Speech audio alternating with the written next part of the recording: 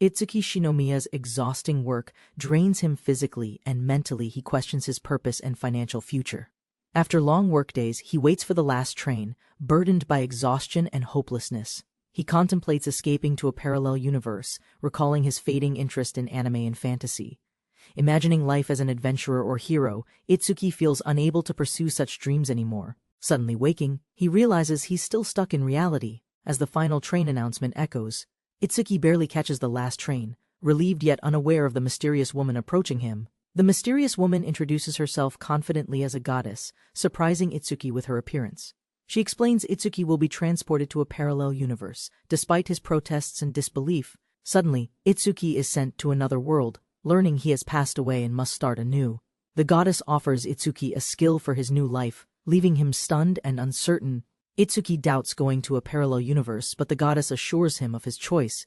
He considers what skill to choose, pondering combat abilities versus other options offered by the goddess. With determination, Itsuki picks a skill, eager to live a fun and exciting second life. The goddess hesitates, but accepts his choice, hinting there might be better options available. She sends him off to the first town, warning him to be cautious in his journey. Itsuki faces a huge, terrifying monster, realizing this parallel world is much more dangerous. He tries to escape, shouting for the goddess, frustrated that this isn't the slow life promised. Shocked by the harsh reality, he questions how his peaceful second life turned into chaos. A brave adventurer appears, confronting the monster and protecting Itsuki from the deadly attack. Grateful and surprised, Itsuki notices the adventurer's striking appearance and wonders about this new ally. Itsuki meets Hayato, a fellow drifter who also reincarnated into this strange parallel world. Hayato introduces himself. Itsuki reveals his reincarnation story, forming an immediate bond with him. Itsuki encounters a group of women adventurers, amazed by their variety and charm. The women show interest in Hayato, hinting at forming a supportive party together. Surrounded by beautiful women, Itsuki begins to accept his new life's unexpected adventures and pleasures. Itsuki enjoys his harem's company while traveling toward the city, feeling nostalgic about Japan. They discuss Itsuki's unique skill, curious how it will help him in this new world. Itsuki proudly reveals his skill, pocket money, earning daily money without needing to work. The group reacts with surprise and interest, recognizing how this skill suits Itsuki's slow life goal. Confident, Itsuki embraces his new life, ready to face the challenges and pleasures ahead. Itsuki wonders about his next steps, considering his skills: pocket money, alchemy, and agriculture.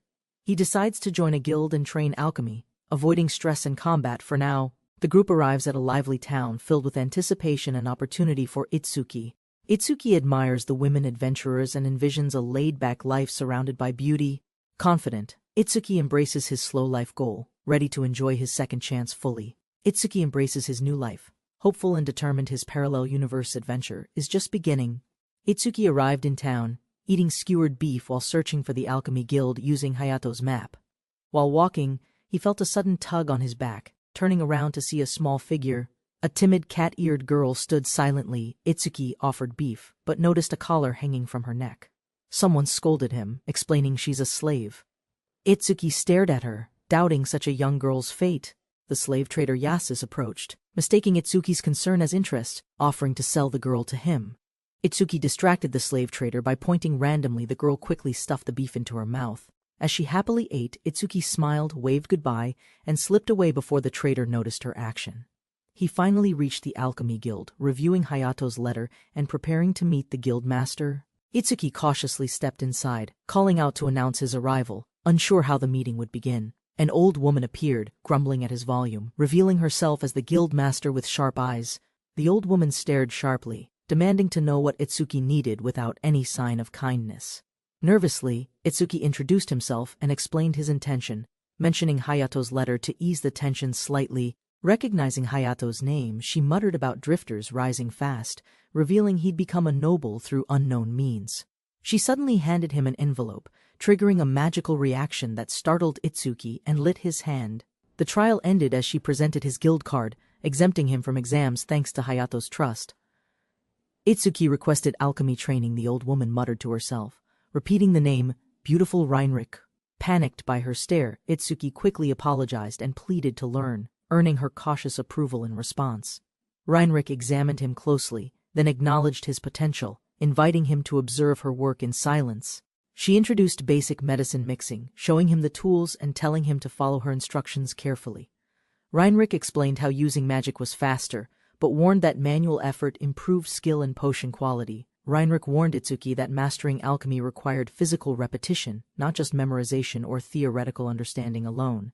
As he attempted potion mixing, Heinrich firmly rejected his mistakes, guiding him with relentless focus and precision. Itsuki kept practicing, using magic occasionally, struggling to focus while Heinrich corrected his posture and technique constantly. Exhausted and drained, Itsuki slumped to the floor, but Heinrich praised his first batch of successful potions. Heinrich called for food, telling her assistant Rito to feed the boy who was completely out of energy. Rito served food and tea as Itsuki devoured his meal, prompting Heinrich to scold his manners. While sipping tea, Heinrich praised Itsuki's potential and calmly suggested that he should start working under her. Itsuki struggled with the taste but hid it poorly, earning Heinrich's blunt comment on his reaction. Heinrich offered him a place to stay, suggesting he sell potions and delay payment for now. As night fell, she asked if he needed money. He blushed and admitted he definitely did. A thief ran through the market with a stolen wallet, as the crowd shouted for help. Wielding a blade, he threatened to kill anyone in his path, causing panic in the street. Just ahead, a calm cat-eared warrior noticed him and moved swiftly before anyone else could react. The thief lunged forward, but she blocked him with ease, drawing his rage as he cursed. Suddenly the thief struck back hard, landing a blow that knocked her to the ground painfully. Sorte cheered proudly while Aina stood calmly, having subdued the thief with one powerful and decisive strike. Aina checked the thief's condition, slightly worried, but Sorte reassured her that he was still breathing. The townspeople recognized them instantly, Aina and Sorte from Red Line, receiving thanks and admiration from grateful bystanders. Heinrich and Itsuki noticed the crowd gathering. She gave directions to the Adventurer Guild and departed. Standing before the guild, Itsuki felt nervous but hopeful, realizing his new life had truly begun. Under the same moon with Hayato, Itsuki relaxed peacefully, unaware tomorrow would shift everything again. Hayato approached Heinrich in secret, requesting she deliver a gift to Itsuki out of gratitude. Itsuki entered a shady inn, greeted by cold stares and dangerous men who eyed him suspiciously. Uncomfortable with the crowd's attitude, Itsuki moved cautiously, realizing the place wasn't suited for peaceful business. Spotted by a cheerful girl behind the counter, Itsuki sensed she might be someone worth trusting. Itsuki requested to sell potions and buy ore. Surprised, the girl accepted without hesitation or question. Tension rose as others noticed him, accusing him of price gouging and questioning his potion's value again. Ferris calmly clarified that the potions were low grade, but attention still focused sharply on Itsuki's presence. A man interrupted, speaking casually, but his movement startled Itsuki, causing all the potion bottles to spill. Horrified, Itsuki watched helplessly as the dropped bottles shattered, releasing a chaotic swarm of summoned insect-like creatures. Laughed at by adventurers, Itsuki was accused of belonging to the pharmaceutical guild and selling forbidden potions. Recalled when Heinrich acknowledged the quality of Itsuki's potions, but the bald man mocked him and grabbed his hair. Cornered and furious, Itsuki clenched his fist, ready to fight for his pride despite the odds. Enraged by the destroyed potions, Itsuki lashed out, but a sharp voice halted his reckless punch midair. Aina, the armored knight, blocked Itsuki's strike with ease, standing between him and certain disaster. Aina silenced everyone with a sharp tone, causing both Itsuki and the thugs to freeze immediately. Before Itsuki could respond, a sharp-eared warrior girl, Sorte, scolded him, warning him to calm down. The armored girls introduced themselves as Aina and Sorte, renowned members of the feared Red Front Guild. Everyone grew tense. Aina confirmed her presence yesterday, and Itsuki began second-guessing their accusations. Itsuki clarified proudly from the lesser-known Alchemy Guild. He admired Aina's beauty and armor. Itsuki presented his guild card. The crowd grew silent, while Aina and Sorte stepped forward protectively. Aina declared the issue a misunderstanding. The bald man panicked and reluctantly apologized to avoid more trouble. Sorte scolded Itsuki harshly, but he snapped back, blaming poor communication and damage to his potions. Aina calmed the argument, offering compensation and asking gently for forgiveness on behalf of her team. Heinrich, leader of Purgil, arrived furiously, accusing them of destroying her product and refusing to accept an apology. Heinrich shouted to summon the guildmaster, declaring she'd only talk after official authority was present. Despite guilt, Itsuki was comforted. Heinrich reminded him the blame belonged elsewhere, not with someone who tried. With firm words, Heinrich severed ties between the Alchemy Guild and the offenders, shocking the crowd instantly. Panic spread. The bald man begged forgiveness, realizing they'd have to buy overpriced potions from now on. Heinrich scolded Aina directly, demanding justice for his students' destroyed work, furious that passion was met with carelessness. Heinrich revealed a letter from Hayato, leaving the entire guild shocked by the hero's endorsement. Hayato, the legendary dragon slayer, was confirmed as Itsuki's supporter, leaving onlookers stunned by the connection. Fearing backlash, the guild agreed to pay 1 million nar and exile the responsible adventurers. Heinrich questioned the sincerity of the payment, suspecting deception while others stood baffled by her demand. Sorte burst out about the huge nominal. Heinrich defended Itsuki fiercely, invoking Hayato's name as final authority. Faced with the staggering price, Aina stepped forward solemnly, offering to take full responsibility herself. With tears forming, Aina declared she'd become a slave to repay the cost, shocking everyone into silence. Aina offered herself as a slave, determined to repay a debt that burdened her honor and pride. Shock rippled through the guild Itsuki, and the bald man stood frozen as silence replaced all questioning thoughts. Heinrich confronted her, confused and distressed, questioning her sacrifice while demanding an explanation for everything. The thug pleaded for alternatives, but her resolve unsettled the guild, risking their fragile reputation and standing. Despite protests from Ferris, she stayed firm. Protecting the guild's future meant surrendering her own freedom. Aina comforted Ferris gently, even as doubts grew around her. Itsuki confronted Heinrich for allowing this. Sorte exploded with rage, rejecting the idea that broken potions justified Aina's choice of slavery. Aina remained firm, reminding Sorte that she'd promised to take responsibility, even at the cost of everything. She declared herself a knight, willing to protect others, even if adventurers were gone tomorrow. Standing before the alchemist, Aina pleaded for forgiveness. Heinrich, frustrated, refused to support her plan. Itsuki panicked, recalling his dream of peace. Instead, chaos followed him, giants, trouble, and now slavery. As thoughts spiraled, he pictured Aina as a slave, overwhelmed by the implications and social confusion. Snapping out of it, Itsuki rejected everything. He couldn't accept her offer or let it continue. Exhausted, he explained slavery helped no one. The room quieted, eyes shifting as logic replaced emotion. Itsuki declared his gratitude, rejecting her sacrifice. She saved him, so he'd never allow her enslavement. Itsuki declared the truth. Hayato's involvement meant nothing. He stood by his decision without obligation or regret. He smiled, assuring Aina everything was fine. He would simply remake the potions she felt ruined. Aina resisted, arguing her value. But Itsuki snapped back, refusing to let her beauty be enslaved. Aina froze, confused by his words. Sorte growled protectively, while emotions shifted around the stunned room. Heinrich, intrigued, suggested using Aina as labor. Her status made the offer strangely tempting to others. Heinrich challenged Aina to prove herself. If she insisted on staying, she'd need to earn respect. Aina and Sorte stood silently as Heinrich departed. Itsuki trailed him, unsettled but still holding firm. Later that night, Itsuki collapsed in exhaustion. His mind replayed everything. Could this truly be home? As sleep overtook him, dreams stirred. Tomorrow's promise loomed, peace, duty, maybe even a future with her. He awoke in shock, pinned beneath Aina. Warmth lingered. Reality blurred between awkwardness and something deeper. Itsuki froze, startled awake to find Aina lying atop him, too close for early morning comfort. He jumped back, confused and panicked. Aina remained still, uncertain, her presence entirely sincere and unguarded. She explained softly. Heinrich told her this was a slave's duty. Her innocence clashed with awkward tension. Itsuki cried out in frustration.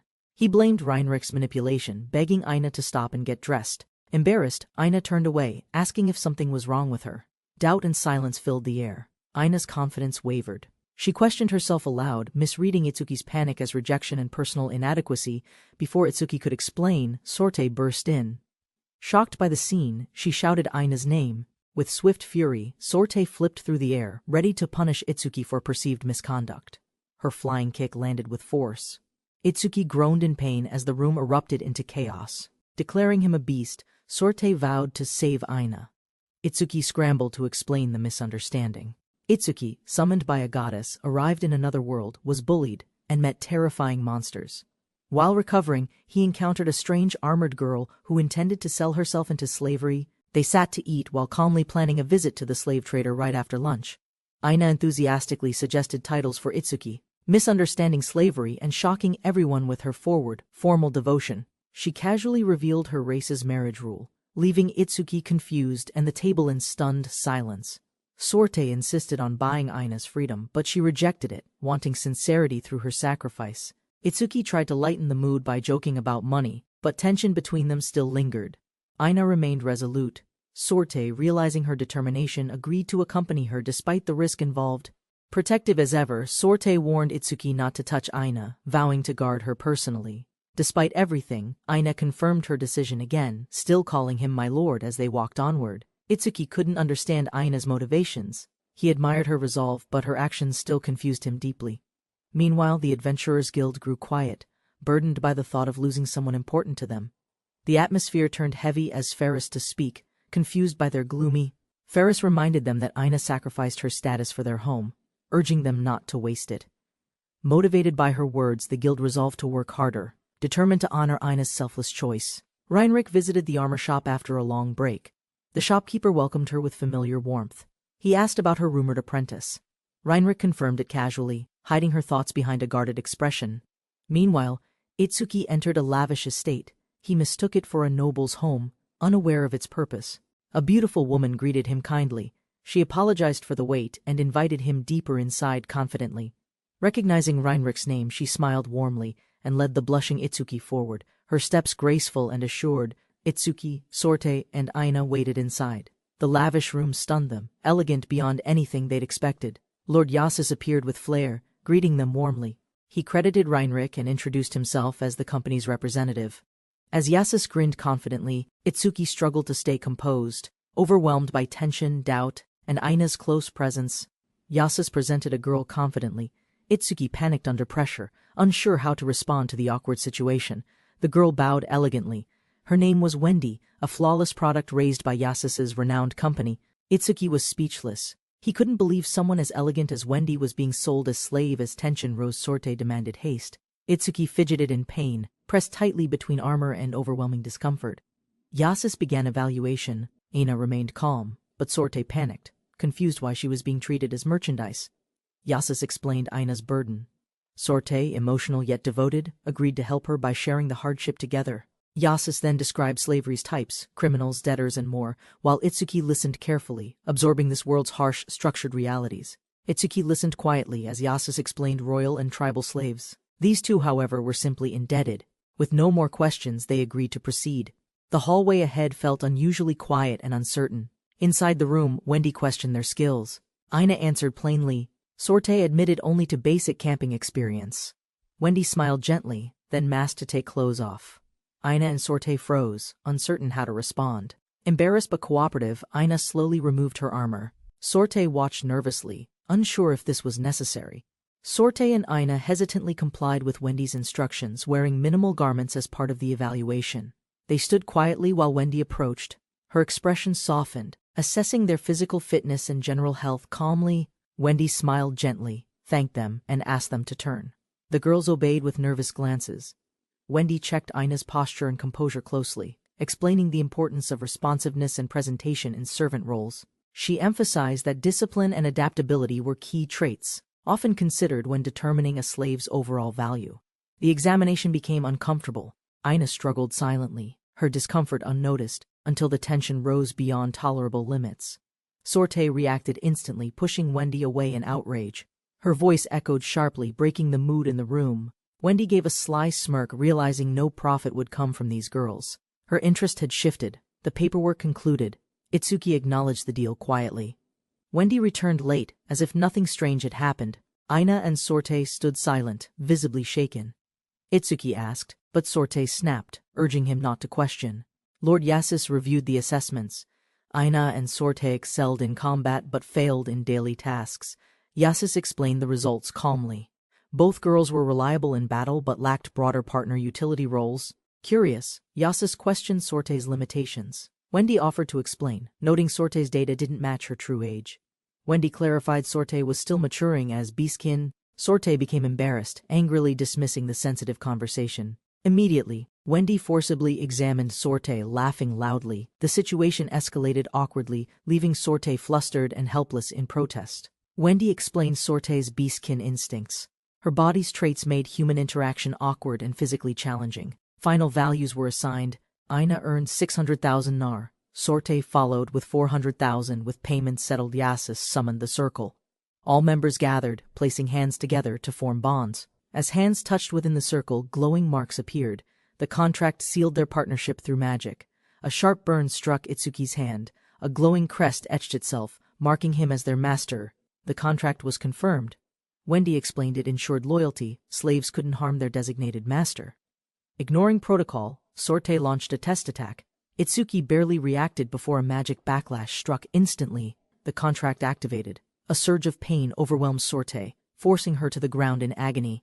Itsuki checked on her. She growled in frustration, still disoriented. He calmly warned her against violence. Sorte insisted she was a wolf, not a dog. Suddenly they caught Ina chuckled, made them froze. Ina smiled, sensing tension dissolve. Despite denial, Itsuki and Sorte's bickering hinted at growing camaraderie. The group left the contract house. Papers sealed, bindings complete, they were now officially united. Ina reminded them of their duty to report. Itsuki hesitated, still unsure how guilds worked. Elsewhere, a different group waited. Hayato hadn't returned. Unease spread through the night's quiet camp. A young girl complained of hunger. She searched camp supplies, ignoring warnings about emergency food stocks. Letty panicked when an elf returned from bathing, casually arguing over soup while barely dressed. Letty scolded her, flustered. The elf shrugged it off, confused by human modesty and social limits. As they waited, concern for Hayato grew. The elf teased Letty, encouraging her to bathe too. While the hungry girl dreamed of meat, Letty chased the elf in frustration, shouting in circles. Elsewhere, Hayato sat alone. The forest was still, but something hidden watched from among the trees. Hayato sat under the stars, staring at his hand. The night felt colder than usual. Another figure approached. They both wondered aloud how Itsuki was doing after the contract separation. Meanwhile, Itsuki cheered inside the guild. Adventurers welcomed him warmly, their mugs raised in loud unity. Grateful, Itsuki prepared to leave. One elder reminded him to do his best with his group. Adventurers apologized to him sincerely. Thanks to Ina's influence, they now stood united and hopeful again. The guildmen toasted farewell. One reminded Itsuki he was a drifter, different, yet part of them. A careless comment triggered Sorte's rant. She fiercely defended Ina, frustrated by assumptions about appearance and roles. Itsuki stood up, overwhelmed. Tired of tension, he expressed how exhausting the group's dynamic had become. As Itsuki rejoined others, Sorte whispered doubt. Ina looked unsure, watching him with mixed emotions and silence. Sorte warned Ina not to fall for his charm. Sorte grumbled, sipping from her mug. Sorte sulked at the table, groaning. Ina watched quietly, unsure whether to scold or comfort. Ina watched the room, unsure how to feel. Her smile slowly faded into thoughtful silence. After a pause, Ina smiled faintly. Maybe she was simple. Or maybe she just cared. The tavern roared with cheer.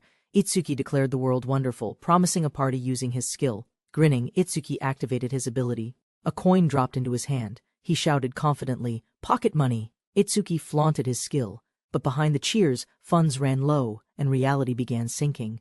Others peered in, confused. Itsuki kept dancing, unaware of worried glances and judgment from bystanders. The moon shone over tired faces. The party ended in silence. Bottles empty, guests asleep. Itsuki passed out amid barrels and mugs. His thoughts drifted. This too was part of the journey. He recalled the faces he met. Ina, Sorte, Hayato. Each left a mark in his heart. With coin in hand, Itsuki smiled. His second life had begun. Simple, peaceful, and entirely his. Itsuki visited the tavern, delivering potions. The adventurers were idle, quests gone, taken by Red Front. Ina and Sorte, Red Front elites, pledged themselves to Itsuki to repay a potion mishap. Despite servitude, Ina and Sorte fought fiercely, collecting rare alchemy materials as part of their duties. With their help, Itsuki's alchemy progressed steadily. His skills improved, his confidence grew, and debt faded.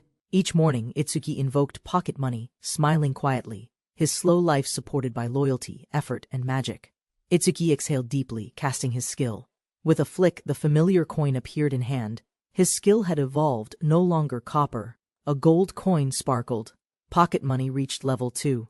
Staring out the window, Itsuki clenched his fist. He finally decided today would be for him. Despite his dreams of ease, life meant failed potions, strict mentors, and endless days in Reinrich's lab. With money secured, he ran into town, seeking comfort, leisure, and alluring services he'd only imagined. Sitting alone, Itsuki munched quietly. Though rich now, he had nowhere specific he wanted to go.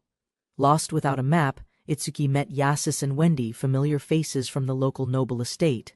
Wendy, elegant and graceful, introduced herself.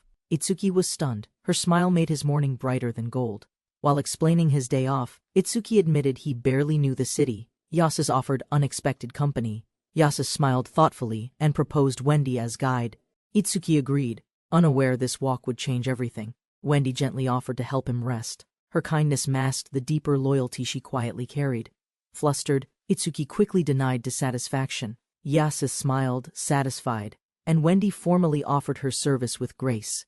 Shopping together, Wendy tried on new clothes. Itsuki was speechless. He'd never done this with anyone before.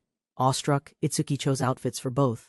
Wendy's beauty stunned him, but he remained respectful and careful. Wendy promised to cherish the gift. Though he wore old clothes, Itsuki's heart felt unexpectedly full.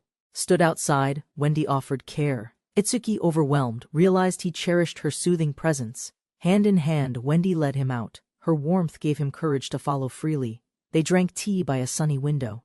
Itsuki smiled wide. This was the slow life fulfilled. Surrounded by street performers and laughter, they strolled. The town felt brighter. Holding hands came naturally. Wendy laughed beside him. Itsuki beamed back. In this world, joy had finally become real. Just as peace settled, a noble's voice pierced the street. Wendy's name rang with authority. Itsuki turned as Wendy hesitated. The man barked questions, suspicious and jealous, ignoring Wendy's unease entirely. Dadaro demanded answers, angry and possessive.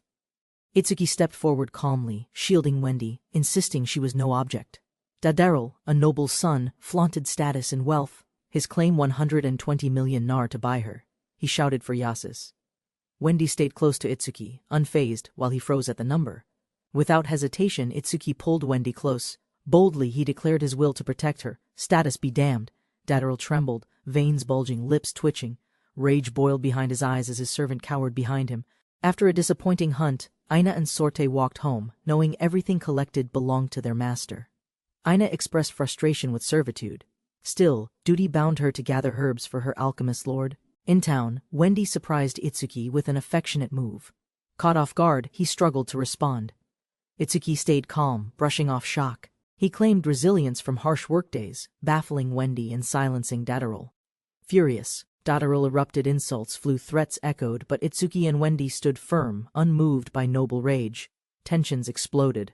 Dadaro and Itsuki both claimed Wendy. Emotions surged as Wendy trembled in the middle. Dadaro, furious and irrational, began to charge energy. Itsuki stood firm, uncertain but ready to respond. Later, in private, Wendy asked quietly if Itsuki truly intended to buy her from servitude. Before Itsuki could answer, someone arrived. His presence stirred tension. Wendy didn't know how to stop. Yasus arrived, catching Dadaro mid-outburst. Everyone turned. The situation finally reached someone with true authority and sense. Yasus challenged Dadaro's bluff, asking if he truly had the 130 million nor to pay now. Dadaro panicked. Yasus clarified Wendy wasn't sold, only assigned as a temporary guide for the guest. Dadaro invoked his father's name. Calmly, Yasus challenged the threat, unbothered by political pressure or intimidation. Despite protests, Dadaro begged for time. Yasus accepted reluctantly, but tension brewed between all three men. With a smirk, Yasus proposed a duel, Itsuki versus Dadaro, to decide Wendy's future once and for all. Wendy stood tense, sensing hostility. Yasus smirked silently. Wendy clutched Itsuki, unsure of the sudden confrontation. They entered the Alchemist Guild seeking materials. Aina greeted Reinrich politely while tired Sorte yawned beside her. Aina asked about the master alchemist. Reinrich pointed back, confirming Itsuki was inside the room working alone. Sorte pushed the door. Aina followed. They found Itsuki immersed in notes, completely unaware of their presence. They brought rare supplies. Itsuki nodded, surprised but grateful for their effort today. Then Sorte noticed something. Sorte discovered shining accessories scattered across the table. Her eyes sparkled with curiosity and childish excitement. Aina questioned the jewelry's purpose. Itsuki hesitated, clearly nervous, while trying to explain their unexpected presence. Sorte exploded in frustration, her scream echoing across the town. Itsuki flinched, already regretting the situation. Sorte revealed the truth: the accessories belonged to Dadril's son, known for power, pride, and cruelty. Sorte lashed out with harsh words. Itsuki stayed calm but wounded, enduring insult after insult in silence. Aina defended Itsuki's actions. Tensions eased when he revealed he'd planned a city outing with Sorte.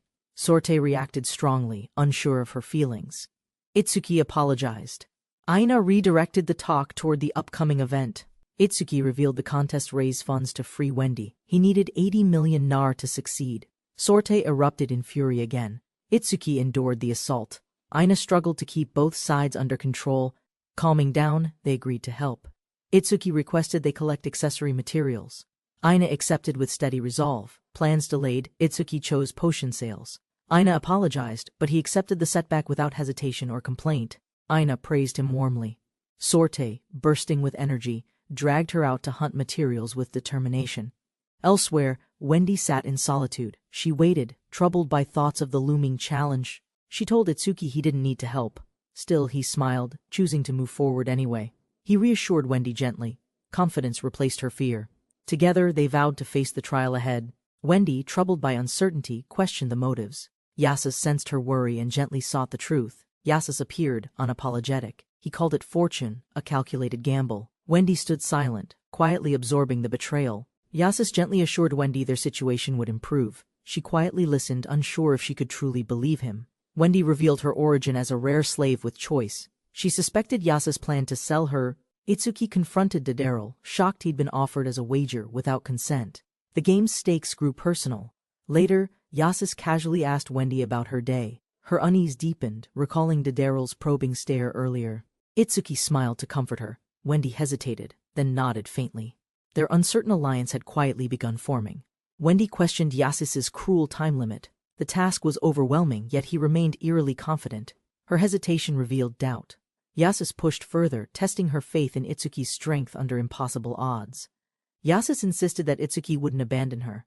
His assurance felt manipulative, but Wendy couldn't argue back. Meanwhile, Itsuki worked late into the night. He believed the challenge might help both of them. Rainrick advised rest and observed his progress. She hinted that Wendy and Sorte shared concerning details. Rainrick teased Itsuki's youth while sipping tea. Their light argument eased tension after discussing serious matters. As tea was poured, Itsuki admitted doubt. He wanted independence, selling potions without guild restrictions. Rainrick reflected on his words, then mentioned Daryl. She hinted that potions might not guarantee profit. She revealed Daryl's odd appearance masked influence. The pig beside him was actually a guild manager. Itsuki grasped the harsh truth. Making money from potions would be difficult. He sighed, frustrated but understanding. Rainrick concluded her advice, encouraging Itsuki to expand beyond potions. He quietly reflected on the idea. While thinking, Itsuki received a message from Hayato. An old connection reappeared without clear purpose. Hayato asked for help through the screen. Itsuki recognized urgency. Something dangerous was already unfolding nearby.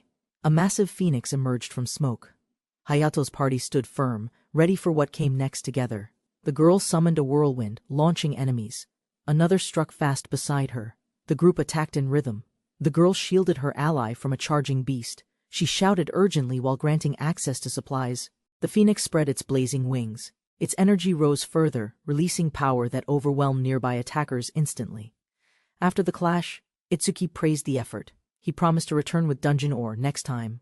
Hayato launched forward with precision. He hurled a glowing blade that pierced through the phoenix's defensive barrier. Weapon drawn, Hayato challenged the phoenix. He smiled confidently, prepared for a true fight. The beast roared. Hayato confirmed the request through his guild card. The girls celebrated as smoke cleared around the battlefield. Back at the workshop, Itsuki admired the guild card's utility. Real-time contact like a magical phone. He resumed crafting. Despite exhaustion, he pushed on, refining tools and formulas through precise, silent concentration. Out hunting, Sorte struck swiftly.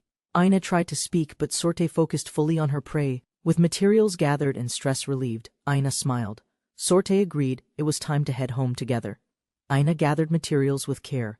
She hoped they'd help Itsuki craft valuable items back at home. Sorte vented frustration about the item's use. She disliked how something important felt misused and trivialized.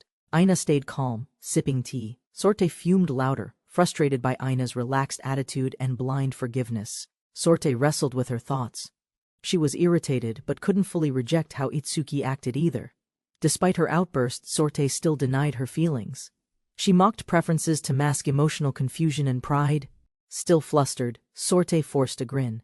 She rallied herself, eager to overload Itsuki with tasks. Back at home, chaos erupted. Rainrick offered a suspicious potion, claiming it would energize a tired Itsuki. Before he could object, the girls pinned him down. Shiro declared it a gift, with lethal enthusiasm. Itsuki awoke slowly, his vision blurry, head resting on something warm, realizing it was a lap pillow. Still groggy, he was gently offered water while wondering he'd been resting on Aina's armored legs. Overwhelmed by fatigue, Itsuki ignored her flustered protest and insisted on staying in that comfortable position longer. Sorte, red-faced and annoyed, stood over him, warning not to take advantage of her kindness anymore. Startled by her reaction, Itsuki scrambled upright, confused, as Sorte turned away with an exaggerated pout. Itsuki finally stood, asking about Aina while Sorte called him an absolute idiot. Aina greeted him gently. They served him a meal. Itsuki devoured everything rapidly, feeling calmer once his stomach was full. He stared at the crafted accessories, shocked they were made under drug influence, with no memory. Heinrich appraised their total value, 40 million nor. Itsuki had 5 days to repay 36 million. Materials were depleted, time was running out. Itsuki sat, anxious, searching for another way to earn. While examining the last remaining ore, Itsuki experienced a sudden revelation upon seeing it vibrate mysteriously. Once a regular office worker, Itsuki Shinomiya began his unpredictable journey in this strange alternate world. Despite failures and mental strain, he tirelessly recreated inventions based on vague memories from his old life. Driven by human knowledge and desire, he crafted a tool meant purely to bring others pleasure. After countless attempts and full dedication, Itsuki proudly completed his ultimate invention, declaring it the pink rotor. Sorte and Aina noticed the device. Curious, they asked Itsuki what he was holding up. Flustered and evasive, Itsuki struggled to describe the tool, while Sorte guessed it was for massages. Sorte teased Aina, suggesting she test it. Aina hesitated but was intrigued by the idea. As the device activated, Aina's face flushed, surprised by the sudden and intense physical sensation. Unable to control her reactions, Aina trembled, overwhelmed by the vibrating tool pressed against her skin. Overwhelmed by the vibrations, Aina's body grew numb, unable to resist the strange device's powerful effects. The sensation became too much. Aina collapsed, euphoric, while Sorte casually remarked how relaxing it looked. Aina turned to Sorte, asking her to try. Sorte questioned the tool's intended use, still unconvinced. Itsuki nervously explained it originated from his world. Sorte stared blankly, silently compressing her growing frustration. Without warning, Sorte grabbed her weapon, fuming. She asked bluntly if she could end Itsuki now. Cornered by Sorte's glare, Itsuki tried escaping the room, but she angrily warned him to stop. Outside under moonlight, Itsuki admired his invention again, planning to sell it quickly for profit. He whispered Wendy's name, remembering his promise, then scouted nervously for potential shopkeepers in the district. A group approached him. Smiling, he assumed they were customers, unaware he was now their target. Before he could react, they advanced. He stumbled, tension rising as their expressions turned unnervingly sharp. Itsuki tripped while escaping. The men exaggerated injuries, demanding he pay for imaginary medical treatment.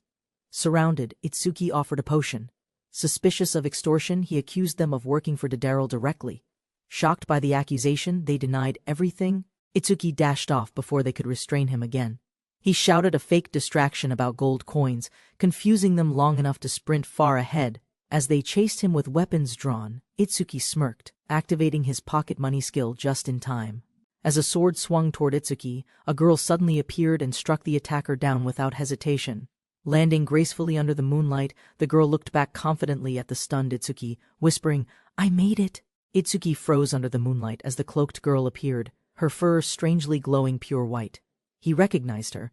Same girl from his arrival day, small, quiet, sold as a slave. They met again in town. While eating together, she revealed her name, simply Shiro. Later that evening, hostile men blocked their path. Shiro stepped forward alone without hesitation or fear. Standing firm in the alleyway, Shiro declared herself as Itsuki's shield, her expression calm and unwavering. Shiro warned them coldly, any threat to Itsuki would be met with lethal consequences. Without hesitation, a thug lunged forward recklessly, but Shiro dodged easily. Her reflexes were precise and completely overwhelming. She prepared to strike a fatal blow. Itsuki, panicked, pleaded for mercy before it was too late. Shiro obeyed his command but left the attacker severely injured. Her movement was swift, exact, and brutal. Shiro launched herself toward the remaining enemies. Their shock was instant as her body soared through air. With the enemies defeated, Shiro stood victorious. The townspeople watched, overwhelmed by her unexpected strength and confidence. Itsuki thanked her. Shiro calmly explained her mission. Yasus had ordered her to protect her new master. Confused, Itsuki asked about her home. Shiro clarified Yasus was her former master, but Itsuki was now. Though Itsuki couldn't take her home yet, Shiro accepted the delay and quietly followed him without hesitation. Walking side by side, Shiro gently gripped his coat, expressing trust. Their strange bond had just begun. Shiro curled peacefully beside Itsuki. The Lord observed her fondness, while Itsuki awkwardly dismissed deeper meaning. In a private room, Itsuki presented his idea. He planned to sell a mysterious object for profit. Yasus scoffed at the price, saying it was worth far less. Itsuki remained quietly determined. Itsuki clarified he wasn't selling the item itself, but exclusive production and marketing rights for it instead. Yasus understood his plan clearly. This pink rotor was a massage tool, and rights meant business ownership. Yasus expressed interest in the product. Itsuki, excited, asked to discuss contract terms before final decisions. Yasus raised concerns. No assurance of return, no supply guarantee, and the price seemed too steep. Itsuki countered confidently, saying he could gather materials and ensure stable supply with help from others. Shiro silently observed, realizing trust was difficult to earn when proposing business to someone newly acquainted. To prove sincerity, Itsuki offered himself as collateral, willing to become Yasus's slave if the deal failed. Wendy's memories appeared as Yasus warning Itsuki seriously. His offer wasn't something to make lightly. Yasus laughed at the bold proposal, accepting the deal and dropping the slavery clause entirely. Yasus expressed interest in full ownership. Permanent rights meant no need for a symbolic contract between them. With a piercing glare, Yasus warned Itsuki. Betrayal would destroy trust and eliminate all future opportunities immediately. As talks concluded, Itsuki nervously asked one more favor, shifting the conversation away from business entirely. As morning broke, Itsuki finished making rotors. Exhausted and yawning, he noticed the sun already rising. A sleepy Shiro wandered up. They had reached the guild, but she was barely keeping upright. Despite her drowsiness, Shiro insisted on protecting Itsuki, even while being carried across the cobbled road. Elsewhere, thugs were scolded by their boss for failing to stop the stranger. Rage filled the hall. The nobleman Dadarel dismissed warnings. Determined to win, he planned sabotage, regardless of risks or consequences. Dadarel vowed revenge, swearing to kill if anyone dared touch his Wendy. While Wendy bathed quietly. Wendy, quiet and reflective, softly uttered, "My master," as she washed, lost in conflicted thought and silence. The next morning, at the Alchemist Guild, Itsuki arrived. The duel date had yet to finalize. Face to face with Dadarel, Itsuki stood calm as the rival demanded he admit defeat in advance. Itsuki boldly summoned Dadarel to settle their contest. Dadarel assumed superiority and mocked him arrogantly. Unfazed, Itsuki insulted Dadarel. Sorte and Aina stood by, eager to witness the explosive outcome. Lord Yasus declared the result early. With confidence, he announced the victor between the two rivals. Itsuki revealed towering sacks of money, 80 million in profit. Dadarel was speechless, overwhelmed by disbelief. With a triumphant fist raised high, Itsuki claimed total victory. Dadarel's humiliation was absolute, and public Lord Yasus reaffirmed the outcome. Itsuki achieved his target first, leaving Dadarel confused and speechless. Yasus declared the contest finished. Enraged, Dadarel shouted in denial, violently refusing to accept his defeat. Desperate, Dadarel accused Reinrich of bribing Itsuki. He pointed wildly, grasping for any explanation to invalidate judgment. Reinrich calmly handed Dadarel a document. Suspicious and panicked, Dadarel grabbed it, demanding to know its contents. It was official payment confirmation. Reinrich had purchased accessories worth 40 million directly from Itsuki's business. Reinrich defended the valuation, stressing Itsuki's alchemical skill. The price was fair, not exaggerated. Dadarel panicked, suspecting conspiracy. Itsuki's eyes teary, touched by Reinrich's help. Yasus presented a royal seal and contract, confirming the remaining sum came with royal endorsement. The device, called the Pink Rotor, was approved by the king and sold officially for 40 million. With a confident smirk, Itsuki declared victory. For him, losing was never an option, only survival. Wendy calmly asked Dadarel to accept the outcome. His loud denials grew more desperate and irrational. Dadarel demanded Wendy return. She stood firm, refusing to go back to someone she didn't choose. Wendy declared loyalty to Itsuki. Her heart and body belonged to him, not to Dadarel anymore. Suddenly, a massive object crashed into the building, shocking everyone and interrupting the tense confrontation instantly. Broken and humiliated, Dadarel ran off cursing. He believed everyone was conspiring to mock and ruin him. Snapping under pressure, Dadarel ordered a brutal attack. His thugs charged, prepared to kill without hesitation. Reinrich sighed at the recklessness. Ina and Sorte readied themselves to intercept Daryl's incoming forces immediately. Wendy trembled, but Itsuki comforted her with resolve. She believed in him more than anything else. Ina vowed to protect Itsuki alongside Sorte. Sorte protested being called a dog, insulted but ready. Shiro, a nimble cat warrior, arrived dramatically. With confidence, she reminded them she was part too. Ina charged forward with fierce determination. Sorte and Shiro followed closely, ready to strike down attackers. The trio clashed with Daryl's men. Blades and fists collided in a chaotic and explosive skirmish. Shiro delivered a clean kick. Sorte deflected a strike. Ina met brute force with trained steel. Watching the fight, Wendy reflected fear. Itsuki explained he lacked strength, unable to fight, but stayed beside Wendy. Despite his weakness, Itsuki promised to never let go. His strength was in standing by Wendy. Itsuki held Wendy's hands tightly, confessing he wanted to stay by her side no matter what. Overwhelmed with emotion, Wendy recalled her feelings since meeting Itsuki. Tears welled up, heart fully opened. Daryl, still blinded by rage, screamed for blood. Even innocent lives no longer mattered to him. Ina and Sorte had subdued the attackers. Calmly, they questioned the point of Daryl's reckless escalation. Heinrich mocked the noble father, blaming his foolish son. Itsuki demanded accountability for the Red Front. Through the shattered wall, Darwin, supervisor of the West District, entered with an unreadable gaze and presence. Itsuki looked up in shock. The authoritative figure before him was the local district supervisor, Darwin himself. Darwin stood silently with a mysterious girl. Itsuki wondered why such a man traveled with her. Daryl flinched at Darwin's voice. The intimidating father demanded clarity, stepping forward to assess the full conflict. Darwin was surprised by Daryl's formality. He questioned why his son didn't simply call him Papa. Itsuki watched Darwin ramble about being called Dad, confused by the man's strange sense of formality. Despite the joking, Darwin's aura felt overwhelming. Unlike Yasis or Heinrich, his presence demanded instant respect. Daryl tried to justify himself. Darwin ignored him, fixated on the fact this was about Wendy. Darwin scolded Daryl bluntly. Losing was losing, no excuses. Once defeated, the result would never change again. Darwin approached Itsuki, impressed but cautious. Shiro instantly drew her blade, warning him not to advance. Darwin sarcastically praised Itsuki's allies, calling them pawns. Itsuki stood firm, unsettled by the man's twisted tone. Darwin requested cooperation. Itsuki struggled to calm Shiro, whose drawn sword heightened the tension between them. Itsuki convinced Shiro to stand down. She obeyed reluctantly but threatened Darwin if anything felt suspicious. Darwin slouched onto the sofa confidently, signaling control. The mysterious girl remained quiet beside him, observing. Everyone sat for discussion. Darwin listened closely, piecing together the events while Yasis offered hospitality to guests. Daryl, tied and humiliated, begged for understanding. Darwin dismissed his excuses, seeing them as childish desperation. Daryl protested his worth as a son. Darwin coldly denied any blood relation, further deepening his shame. Darwin, furious and sarcastic, claimed true sons wouldn't disgrace him. He openly questioned Daryl's right to exist. Darwin repeated his life lesson. Mera affirmed it calmly. Winners fight hard, losers must accept and move on. Yasis listed Daryl's violations, slandering Yasis and attacking the Alchemist Guild, breaching neutral diplomatic pacts in place. Darwin requested compensation for mental damage. Yasis, unfazed, demanded payment for emotional trauma caused by Daryl's violence. Yasis subtly pressures Itsuki with financial terms, reminding him he's married. Itsuki mentally recoils from that unsettling image. Heinrich, appearing calm, lists reparations. She demands the wall be fixed and then casually claims ownership of Darwin's bank.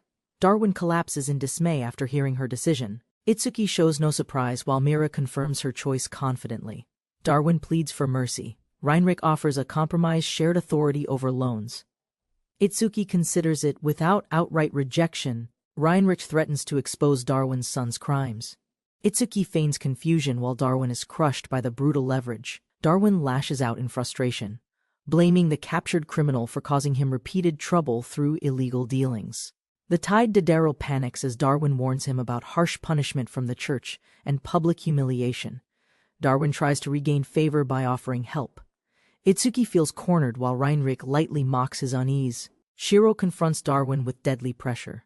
Darwin nervously praises her, realizing she could kill him without effort. He also praises Wendy's kindness. He invites her over, trying to gain her trust despite visible hesitation. Itsuki defends Wendy from Darwin's remarks. Darwin mocks him while touching Wendy, provoking tension between both sides. Darwin tests Itsuki's resolve. Itsuki stays firm, refusing to yield or allow others to claim his people. Itsuki confidently declares his intent to enjoy life. Darwin doubts his survival, but Itsuki shrugs off danger. Itsuki refuses reconciliation. He insists justice be served for Darwin's wrongdoing. Darwin shows interest in his origins. Darwin offers marriage to Meira as a gesture of goodwill. Itsuki reacts with confusion at the proposal. Meira flirts boldly with Itsuki, teasing him. Though intrigued, she challenges whether he could actually satisfy her. Overwhelmed, Itsuki awkwardly declines the proposal. He humbly admits he can't meet Meira's demanding expectations. Itsuki requests a favor. Heinrich encourages him to speak freely and ask for whatever he truly wants.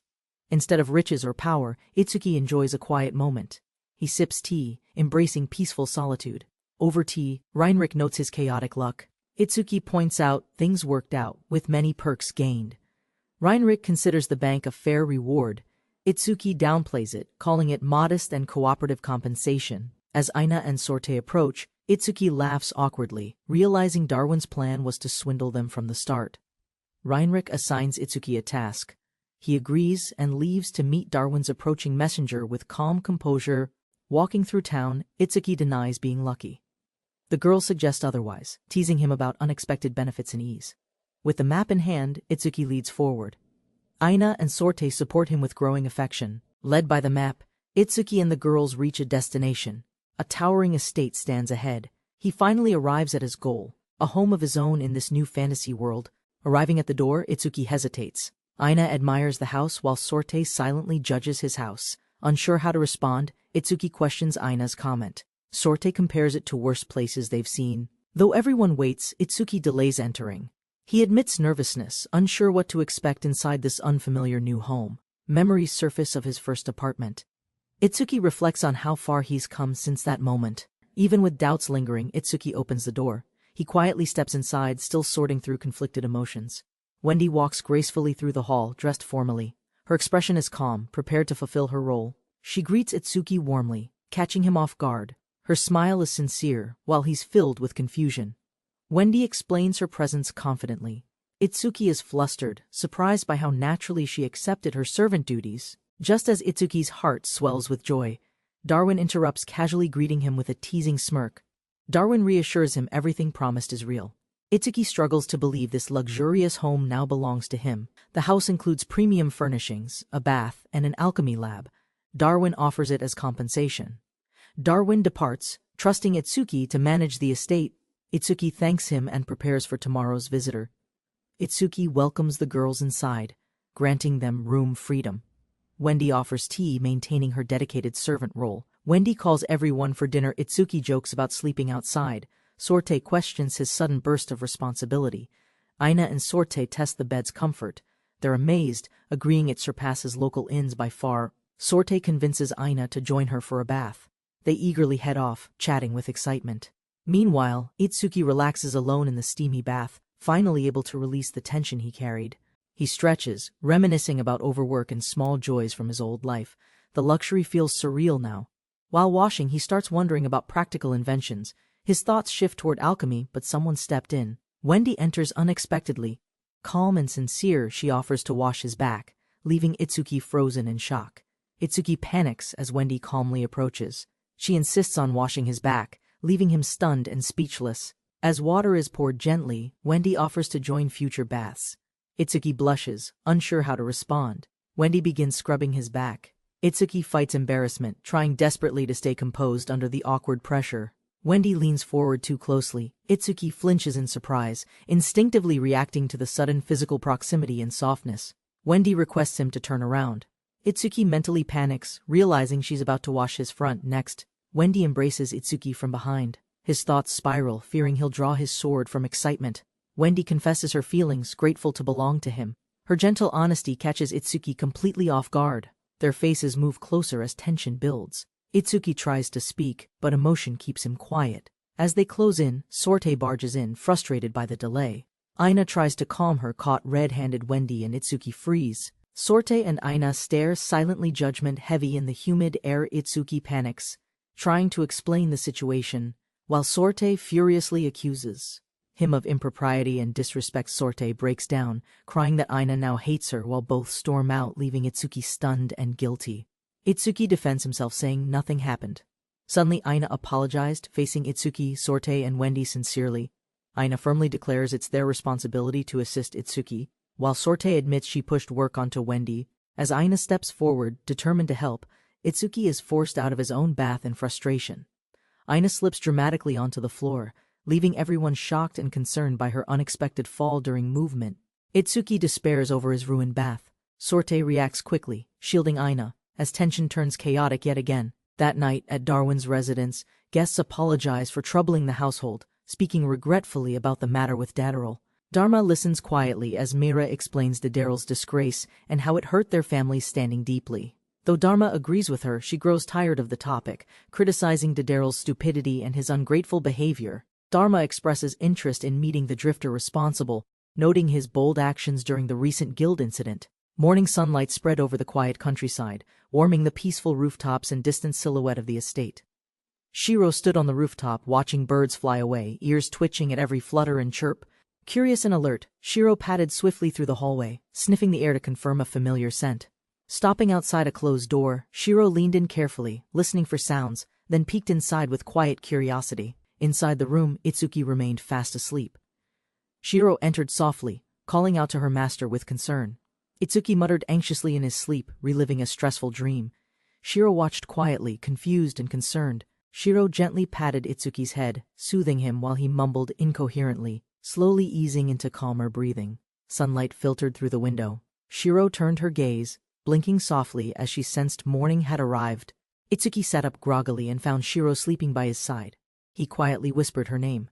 Wendy entered with breakfast. Itsuki explained Shiro's presence. She sighed, brushing Shiro's hair and calling her troublesome. Wendy approached to wake Shiro, but paused. Itsuki reassured her softly, choosing to let Shiro rest peacefully. Everyone gathered for breakfast. A rich spread was laid out, and their eyes sparkled with sudden hunger. They praised Wendy's cooking. Sorte felt defeated, realizing she couldn't compare. Still, she quietly admired the meal.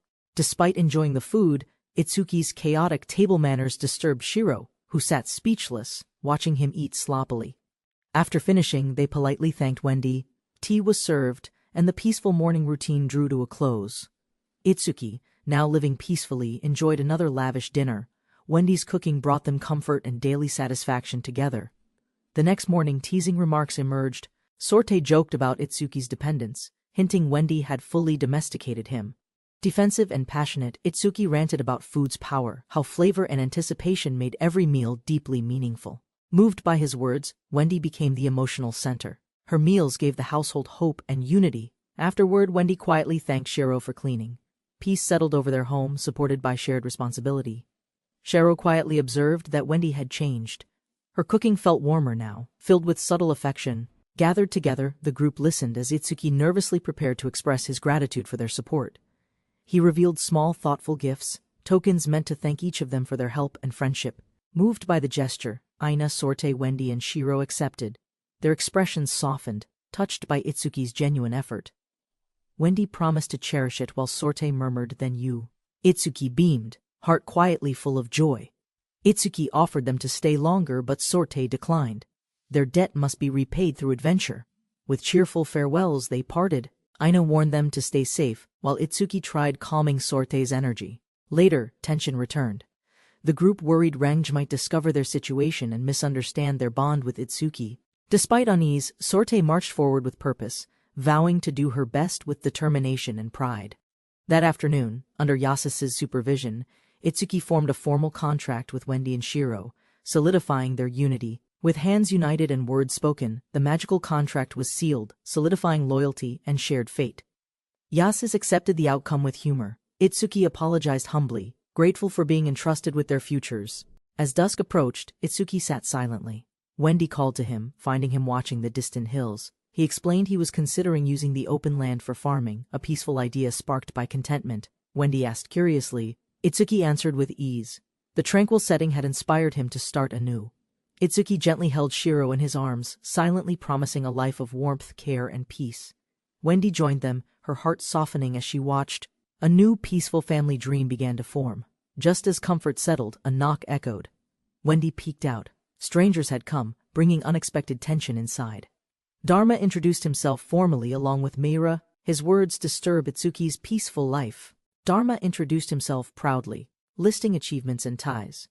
Itsuki listened, sensing an overly confident, pushy tone. Later, Dharma visited Itsuki's home with Meira, formally expressing gratitude and regret for past misunderstandings. He apologized for the trouble caused by Daryl, admitting the situation had grown worse than they realized. Dharma offered to explain further, but Itsuki declined, preferring to leave the issue quietly in the past. While smiling, Dharma judged Daryl's worth, silently questioning why someone chose such a disgraceful man as family. Dharma insisted on thanking Itsuki again for Darwin's matter, showing unusual sincerity that made everyone tense. Itsuki requested he stop calling him young master. Meira, observing closely, warned him to stay alert. Dharma confessed his admiration, ranking Itsuki third, just after his adoptive father, with strange passion and sparkling conviction. Itsuki felt deeply uncomfortable while Meira fiercely declared him off-limits, annoyed by Dharma's charming but pushy attitude. Later, outside the house, Dharma casually checked on Itsuki's comfort, acting as if nothing had happened. Itsuki praised the bath's quality, surprised to learn Dharma personally designed it with thoughtful consideration. Meira explained she had listened to Drifter's feedback and worked hard to meet Itsuki's expectations. As she offered city guidance, Itsuki reflected on her poise, puzzled by her adoption background. Dharma and Meira bid farewell, respectfully offering support, while Itsuki acknowledged them with quiet appreciation. Shiro, tired and hungry, clung to Itsuki. He apologized and promised dinner. Wendy was grilling tonight. Dinner was served in full. Laughter filled the table as Itsuki, Shiro, and Wendy enjoyed everything. Afterward, Itsuki rested in a chair with Shiro, both stuffed from the hearty meal Wendy prepared. Wendy offered a bath she'd prepared. Shiro instantly insisted on joining, and Wendy promised to follow. With warm water flowing, Itsuki helped Shiro wash gently, making sure she was clean and comfortable. Shiro pouted but obeyed. Itsuki finished washing her and guided her to soak and warm up. Shiro playfully splashed around, ignoring Itsuki's warnings as she swam freely despite being part cat. Nearby, Wendy approached, asking how the bath felt. Shiro relaxed deeply, purring in peaceful satisfaction. Wendy entered quietly, her expression calm as she prepared herself to join them in the bath. Itsuki advised Shiro to soak up to her shoulders. She nodded lazily, enjoying the warm water. Wendy stepped in silently. Itsuki turned, surprised by her presence as she carefully began rinsing herself. Wendy gently stepped into the bath. Itsuki turned, briefly startled, as she addressed him softly. With quiet grace, she joined them. Shiro rested calmly, while Itsuki offered space for Wendy beside him. Silence lingered briefly. Wendy looked away, nervously rubbing her neck, unsure how to ease the mood. Mustering courage, Wendy asked if she could visit his room. Her voice trembled, but eyes steady. Itsuki responded with a quiet "yeah." She leaned close, the evening ending beneath a still, moonlit sky. Alone in his room, Itsuki rested quietly. A knock broke the silence. He gave permission softly. Wendy entered gently, eyes lowered. Her voice trembled as she called to him, seeking quiet reassurance. Itsuki smiled kindly as Wendy offered help, but he declined, promising to teach her next time. Memories surfaced, his first date long ago, blurry but bittersweet, contrasting the quiet joy he now felt. As silence lingered between them, Wendy gently reached out, her hand softly covering his with care. Wendy reassured him with calm words, reminding him of her role. Though his heart was conflicted, turning toward her, Itsuki spoke truthfully. His feelings were real, and he had fallen for Wendy. Wendy hesitated but finally asked, unsure of herself, wondering if her feelings were returned or mistaken. Though quiet at first, Wendy gathered her courage, clenching her arm as she softly admitted her feelings. With trembling voice, she tried to speak, confessing slowly, uncertain how to explain what she felt inside. Memories overwhelmed her, time spent with him, warmth shared, and her truth finally spoken with tearful sincerity. Elsewhere, whispers spread, men compared themselves, but Wendy knew her master was kinder than any she'd known. Wendy embraced him tightly, expressing she no longer cared about status, only the comfort he gave. Trembling, she leaned in close, seeking warmth and reassurance, asking softly for him to accept her. She whispered her wish, pleading not out of duty, but from deep longing to be truly his. Lying beside him, vulnerable and sincere, Wendy offered herself completely, trusting his heart more than words. Their connection deepened in quiet embrace, not from obligation, but suddenly, someone stepped in. Shiro entered half asleep, surprised to see Wendy so close to Itsuki in the night. Itsuki panicked, stammering excuses while she stared blankly, simply asking if Wendy was feeling all right. He quickly redirected Shiro's attention, offering help to distract her while Wendy remained silent on the bed. Morning light crept through the leaves as Itsuki stood outside, unable to fall asleep after everything. Shiro found him wandering. She spoke calmly. Wendy had made breakfast, and a new day began. During breakfast, Wendy smiled warmly, offering him more soup. Itsuki accepted gratefully, cherishing her gentle care. He announced his plans to visit Heinrich. Wendy glanced away nervously while Shiro kept eating. As he prepared to leave, Wendy stopped him gently, worried but hiding it behind a soft voice. He promised her he'd do better next time, holding her hands with silent resolve and gentle strength. With a warm smile, Wendy let him go, quietly wishing for his safe return from Heinrich. Itsuki stepped out with confidence, smiling quietly to himself as he approached the quiet streets of Heinrich. At the Alchemist Guild, he showed his progress. Heinrich inspected it, noting his steady improvement. While joking, Heinrich teased him, wondering aloud if he was tired of cute girls already. Their talk shifted toward past mistakes. She mocked his restraint and scolded his hesitation with amused cruelty. Heinrich sighed deeply, disappointed. With a cold stare, she insisted it was time for his education. Heinrich poured the drink without hesitation. Itsuki questioned it, but reluctantly accepted and sipped the strong liquor. She lectured him harshly, yet honestly. Itsuki admitted his fears, hurting Wendy by acting on uncertain feelings. Heinrich spoke of women's truths, how feelings always show through. Itsuki doubted her, earning a sharp retort. Itsuki lifted his glass high, declaring a wild night. Heinrich warned him she wouldn't clean his mess. Later, he passed out drunk. The innkeeper smiled kindly, wishing him good night as he snored peacefully. Heinrich caught him mid-fall, muttering to herself as she steadied his drunken body with a sigh. Later that evening, she watched him sleep soundly, reflecting on Wendy's fate, trapped by quiet devotion. The mansion trembled loudly. Wendy smiled darkly while Itsuki stood frozen, nervous about what might happen next. He opened the door, greeted by Wendy's leap. She welcomed him, cheerful despite his awkward return. Wendy served tea kindly. Itsuki sipped quietly, avoiding Shiro's eyes as tension built in the room. Remembering his promise, Itsuki apologized. He swore to fix things, though guilt weighed him heavily. Wendy's words reassured, but her hollow smile revealed pain. Itsuki realized his mistake wasn't yet forgiven. Wendy walked alone, clutching a stray, her voice quiet. She had waited, but he never came. Itsuki stared at the sky, overwhelmed by guilt. Her sadness replayed in his mind without pause. Memories surfaced, harsh words exchanged, broken promises. He realized he'd hurt others before, not just Wendy now. He sat up, firm in thought. Even if rejected, he would apologize clearly, without avoiding the truth. Wendy approached silently. Itsuki looked up. She asked gently. He nodded, heart heavy, hoping she'd still care. Sitting together in silence, Itsuki hesitated. Words clogged his throat as Wendy quietly waited beside him. He stood, bowed deeply, and apologized. His voice cracked, but his sincerity reached straight to Wendy's heart. With eyes lowered, Itsuki admitted his failure. He knew he broke her trust, and it hurt deeply. Wendy exhaled, half smiling. Her voice softened as she forgave him, but only just this time, she warned. She gently clutched his shirt, asking not to be left again. Itsuki nodded, this time truly listening. After their emotional moment, Wendy prepared lunch. Itsuki casually asked Shiro to join him afterward outside. As they cleaned up, Shiro asked curiously. Itsuki, holding dishes, hinted at something he wanted to try. They gathered outside. Itsuki, feeling protected too long, wanted to change. He revealed a strange spinning device. Wendy gasped in awe. Itsuki called it space magic. She asked if it was his special skill. He explained calmly, gifted by the goddess, leveled up recently. A backup plan, once ignored, now tested. Itsuki activated spatial magic. A glowing shield formed around him, enclosing his body in shimmering protection. Excited, he explained the transparent wall was self-made. He asked if it could keep him safe. He requested Shiro to test it. She readied her weapon, slightly hesitant but trusting his confidence. With a sharp cry, Shiro lunged forward. Her first strike hit hard, but the wall held steady. Itsuki urged her to keep going. She struck repeatedly. He watched anxiously, surprised the wall resisted it all. Curious about magical resistance, Itsuki asked Wendy. She offered to help, revealing her knowledge of spells. Wendy approached calmly, magic swirling around her. Itsuki gave the signal, preparing himself behind the barrier. She cast water bullet without hesitation. It struck the shield. He braced himself, and the wall held.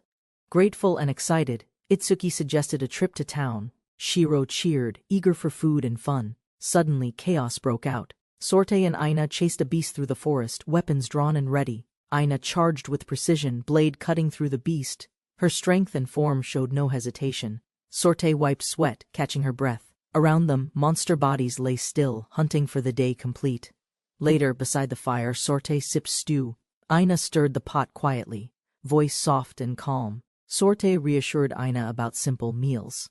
Aina hesitated but admitted her insecurities about pleasing those she admired. Aina confessed her doubt. She wanted to contribute more, feeling unworthy if judged by Renji again. At the city's second wall, a young girl shouted. Her voice echoed, desperate to get through. The guards blocked her path. Despite her pleas, they insisted, orders had come not to let her pass. Fists clenched, voice cracking, she confessed. No coin, no bribe. Just urgency and empty hands trembling with hope. Renji rushed toward the checkpoint, her tail swaying, insisting on entry despite the guards' visible hesitation.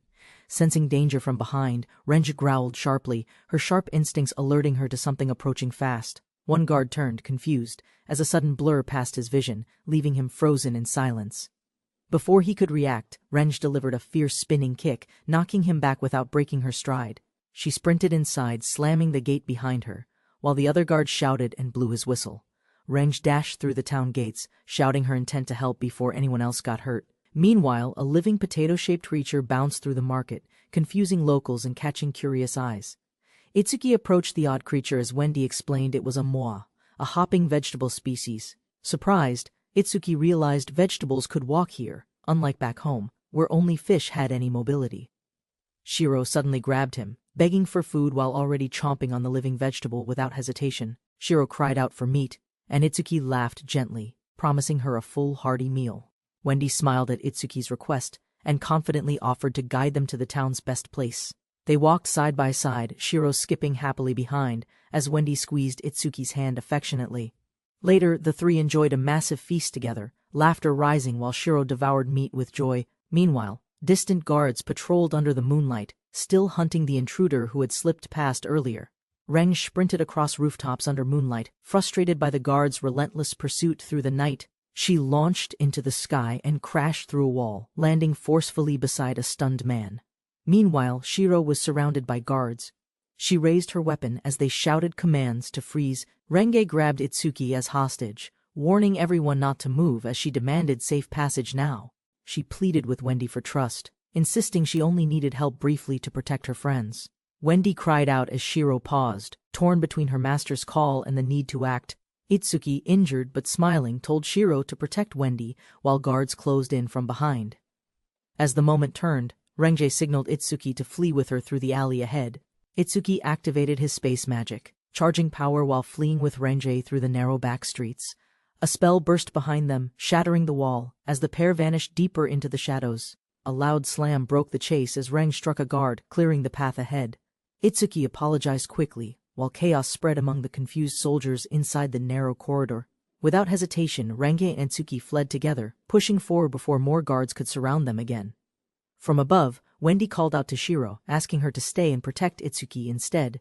Shiro nodded silently, leapt into the air under moonlight, accepting her new mission with fierce resolve. The hostesses cheerfully waved goodbye to guests, their charm disguising the tense undercurrent behind the scenes. A new hostess guided them inside, her calm voice masking curiosity as she prepared their table. Renji grew uneasy, questioning Itsuki's decision to hide in what clearly appeared to be a brothel. Itsuki discovered Renji had skipped a toll due to lack of money, complicating her situation further. While Renji insisted her friends were in danger, the hostess gently asked for her name and story. Itsuki revealed the letter from Sorte, explaining Aina and Sorte had been captured by a pervert. The letter described disturbing abuse, leaving Itsuki horrified and furious as he read its disturbing content. Renji misunderstood the letter's context, determined to save her friends, while Itsuki tried to explain calmly. A hostess suddenly recognized Itsuki as the rumored master of the Red Front. Renji turned to him sharply.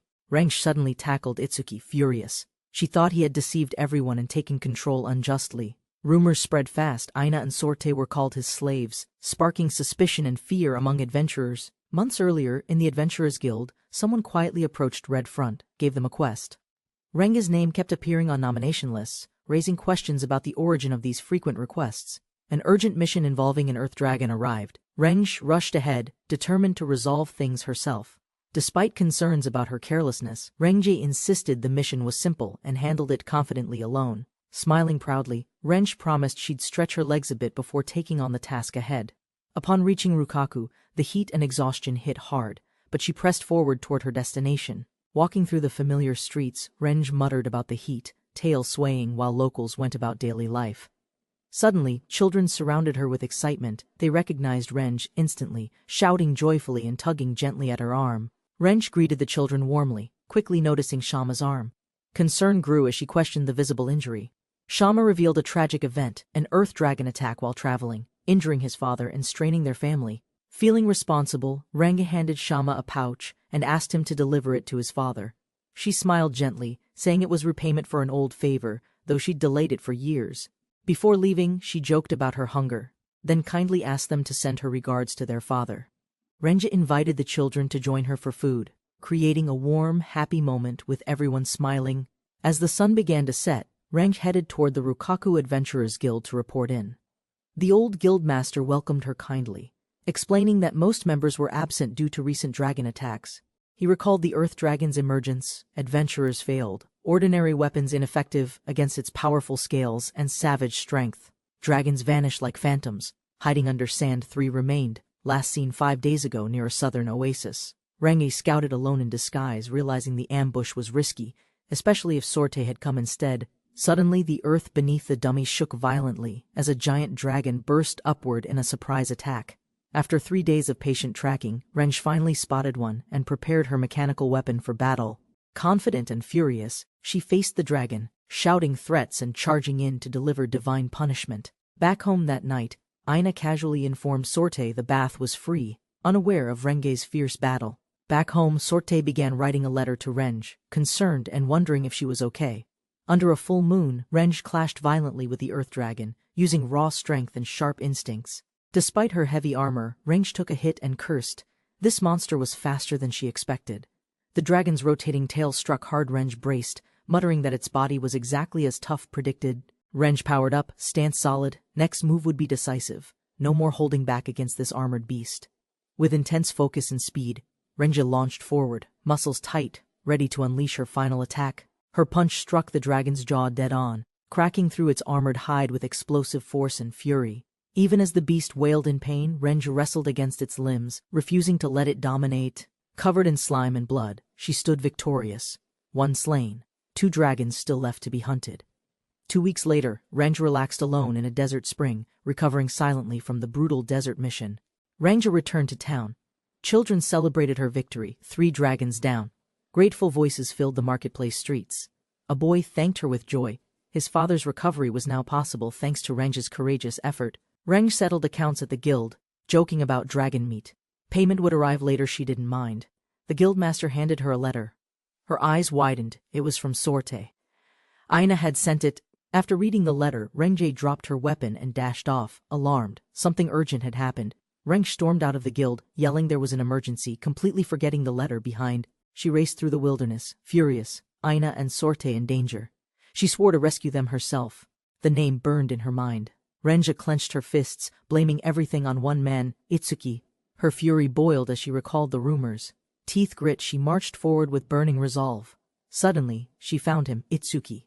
Without hesitation, she stepped forward and shouted, demanding him to stop immediately. Renji drew her blade, but Shiro blocked it, furious. If Renji moved again, she would strike. Itsuki called out in shock, "Shiro!" As the confrontation twisted into something far more personal and unexpected. Renji blocked the hallway, growling at Shiro. Shiro refused to retreat, tension thick between them both. Steel met steel. Shiro parried fiercely as Renji's full strength surged forward, forcing their blades into deadlock. Onlookers gasped as the scuffle escalated. Renji pushed harder, shouting at Shiro, unaware of the gathering crowd. A man suddenly stepped between them, stopping Shiro's strike. Renji scowled, surprised by his sudden, unannounced interference. Renji broke free and punched the ground near them, cracking stone. Her fury now shifted toward Itsuki. Shiro launched a high kick, but Renji blocked it with her knee, instantly shattering Shiro's dagger midair.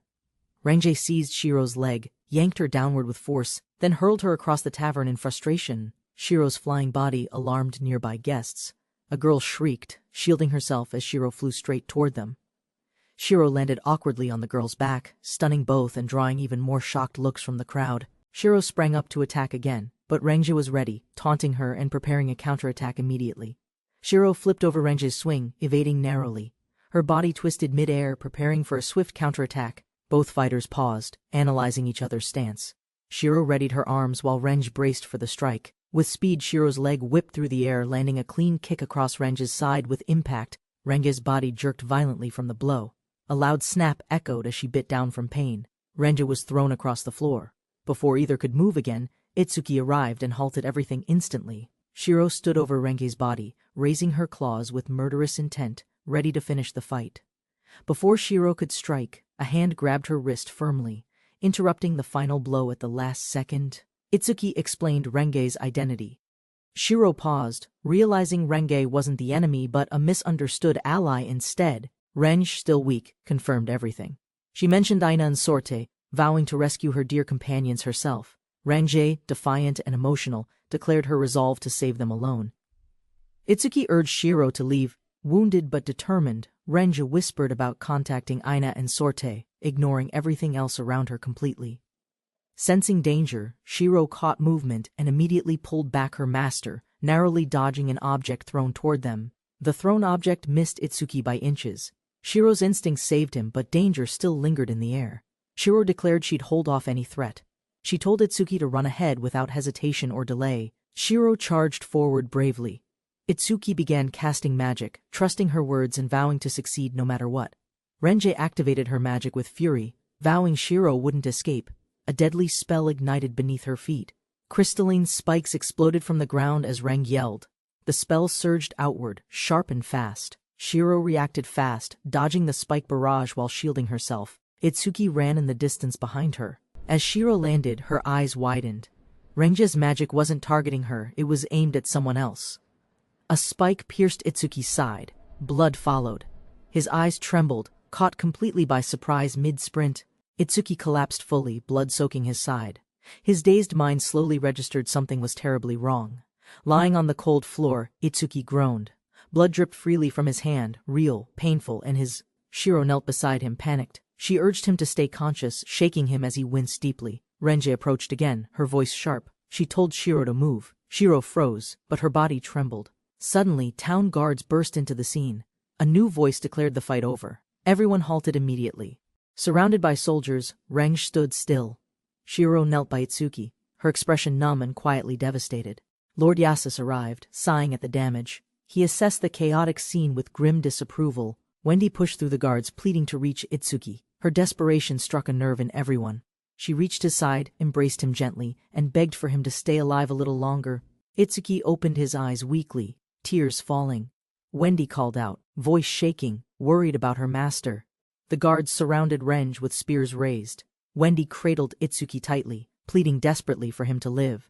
Shiro looked back silently. Wendy cried out for help, but Renji's face turned cold and determined. Yasus ordered medical treatment. Wendy assisted quickly, pressing potion on the wound while Itsuki groaned in pain. A guard stepped forward and declared Renji under arrest. Spears closed in as she stood in silence. Without warning, Renji activated magic underfoot. The guards shouted, but she raised her leg, ready to break through. Renji cast quagmire, softening the ground. Guards stumbled and sank, confused by the sudden shift beneath them. The guards panicked, legs swallowed by the boggy terrain. They shouted, unable to move or keep balance. Renji leapt high above the chaos, landing atop solid floor, leaving the soldiers trapped in her wake. Madness surged through Renji's eyes. She charged Wendy, overwhelmed by the urge to kill without hesitation. Wendy shielded Itsuki with her body. As Renji closed in, she braced silently, refusing to move. As Renji charged Wendy, Shiro suddenly leapt in, intercepting midair, catching both combatants off guard. Shiro's kick smashed into Renji's side, sending her crashing backward in pain, her balance completely lost. A crack echoed as rubble collapsed. Shiro landed hard, stunned, while Renji disappeared beneath broken stone debris. Shiro stood over Renji, now unconscious beneath rubble. Smoke curled upward as silence finally returned to the room. Shiro watched silently as Renji was taken into custody. Yasus gave the order. Guards moved in. Shiro remained calm, reminding everyone their injured master, Itsuki, needed immediate attention more than gratitude. Wendy insisted they rush him to the Adventurers Guild, where his potions were stored for emergencies. Renji collapsed in bruised. Yasus ordered the guards to escort her safely to his mansion's care. Outside the Adventurers Guild, Yasus gave a final look, ensuring everything was prepared to treat Itsuki. Lying unconscious, Itsuki twitched faintly. Wendy stayed by his side, praying silently for his safe recovery. Itsuki awoke confused and weak, surprised to find himself in the Adventurers Guild, treated with care. Shiro burst in emotionally, leaping onto Itsuki while apologizing repeatedly, overwhelmed with guilt over his injury. Tears welled as Shiro admitted she failed to protect him, blaming herself entirely for the critical wound. Itsuki gently comforted Shiro, reminding her bravery saved him from worse. He owed her his life. Wendy and Shiro watched tearfully as Itsuki thanked them both, grateful for their courage and support throughout. Wendy explained that the potion saved Itsuki's life, though a scar would always mark the wound. Itsuki anxiously asked about Sorte and Aina, but no one had seen them since the attack. Suddenly, Aina entered, announcing that Renji was now being held under watch at Lord Yassus's mansion. Aina returned in armor, having heard everything from Yassus, her face somber as she faced Itsuki. She bowed deeply, apologizing for the incident, insisting this was the least she could offer now. Aina confessed Renji was responsible for the attack, shocking everyone with the unexpected truth behind her apology. Revealing Renge's past, Aina explained she once fought beside her, now bewildered by her friend's betrayal. Wendy demanded answers about Sorte's whereabouts, while Aina hesitated, knowing the truth would upset them even more. At Yassus's mansion, Renji lay in chains, charged with crimes including assault, smuggling, and forcing the gate. Bound in shame, Renji faced punishment for attempted murder, destruction, and betrayal of those who trusted her. Renji heard the guard confirm Itsuki's survival, lowering her head as guilt quietly swelled within her. Yassus delivered his verdict coldly, showing no sympathy, only disappointment that her actions failed to kill. Renji struggled against enchanted chains, but even her strength couldn't snap the bonds forged for monsters. The restraints suppressed both magic and might, crafted from rare copper, sealed with anti-casting talismans by Yassus. Renji gritted her teeth. Meanwhile, someone panting hard, desperation driving her toward an unknown purpose. Sorte rushed in, shocked to see Renji bound and broken, unable to comprehend the harsh reality. Sorte found Renji chained beneath the roof, trembling. She reached out, sensing danger was close behind. Yassus stood coldly by the door. Renji was restrained, and Sorte raised her voice in protest. Furious, Sorte accused Yassus of cruelty. She condemned him for locking Renji up without any reason. But Yassus barked back harshly, blaming Sorte. He claimed her recklessness caused damage and endangered her master. Yassus revealed a hidden letter. It was Sorte's doing what summoned Renji and triggered all this conflict. Yassus coldly reminded Sorte that her intentions meant nothing, only consequences mattered in the eyes of justice. He declared Renji a criminal. An ally was harmed and someone important nearly died during the chaos. Facing Sorte, Yassus condemned her again just as guilt overwhelmed her. Renji shouted loudly to stop him. She burst out, rattling chains, demanding why Sorte alone should carry blame for Renji's crime. Renji confessed fiercely. She claimed responsibility, saying she acted alone to protect Aina and Sorte without regret. Sorte, crying, stopped Renji. Her voice broke as she insisted Renji was wrong to bear everything alone. Sorte admitted the truth. She and Aina had not been abused and Renji misunderstood their situation. Ashamed, Sorte apologized through tears. Renji, confused and worried, asked why she was suddenly apologizing like that. Lord Yassus explained grimly. Sorte and Aina weren't mistreated. They'd agreed to a debt-based slavery contract. The truth emerged. The guild wronged a merchant, and Sorte and Aina took punishment in silence. Renji realized the truth. Sorte and Aina had become slaves, but they willingly accepted that outcome together. Yassus clarified the letter's contents were misleading. It wasn't a warning, just unfinished words from Lokag Guild. The letter's delivery came too late. The damage was done before all the truth had surfaced. Sorte was stunned, speechless. The truth overwhelmed her. Everything had spiraled from a misunderstanding she never intended. In the past, jealousy and fear clouded her. She resented his presence, and the way Aina smiled. Sorte remembered the joyful moments with Itsuki and Aina. Despite her resentment, he welcomed her warmly. Itsuki forgave her without hesitation. Holding a flower, he smiled, never judging her for what she'd felt. In his presence, anger turned to laughter. Slowly, happiness replaced guilt, and her heart began to open. But shame returned. She recalled writing the letter in secret, driven by confusion, fear, and pride. Weeping, she admitted it all. She hurt Renji, endangered Itsuki, and realized she'd acted like a child. Sorte dropped to her knees, sobbing apologies. Her repeated "I'm sorry" filled the silent, tense room. She begged for mercy, claiming fault. Willing to do anything, she pleaded for Renji's forgiveness and safety. Renji, furious, defended Sorte. She shouted that calling him a slave trader could bring even worse danger. Renji confessed again. She asked to be punished instead. Yasis dismissed the letter. He only wanted truth. Through tears, both apologized. Renji acknowledged Sorte's sincerity, touched by her kindness. Then, Lord Yasis quietly applauded them. Yasis praised their unity, calling it admirable. Yet his tone shifted. Law and consequence would still follow. He raised his hand with authority. Tears wouldn't change the sentence. They'd be judged without exception. Yasis mocked Sorte. Her reputation as an adventurer meant little now. He threatened her with criminal slavery. Renji accused Yasis of wrongdoing. He dismissed it coldly, claiming the law, not emotion, would decide their fate. Just then, the man they all knew entered the room, Itsuki apologizing softly, but his voice carried weight. He stepped forward calmly, asking Yasis to listen. With a smile, he challenged the situation's fairness.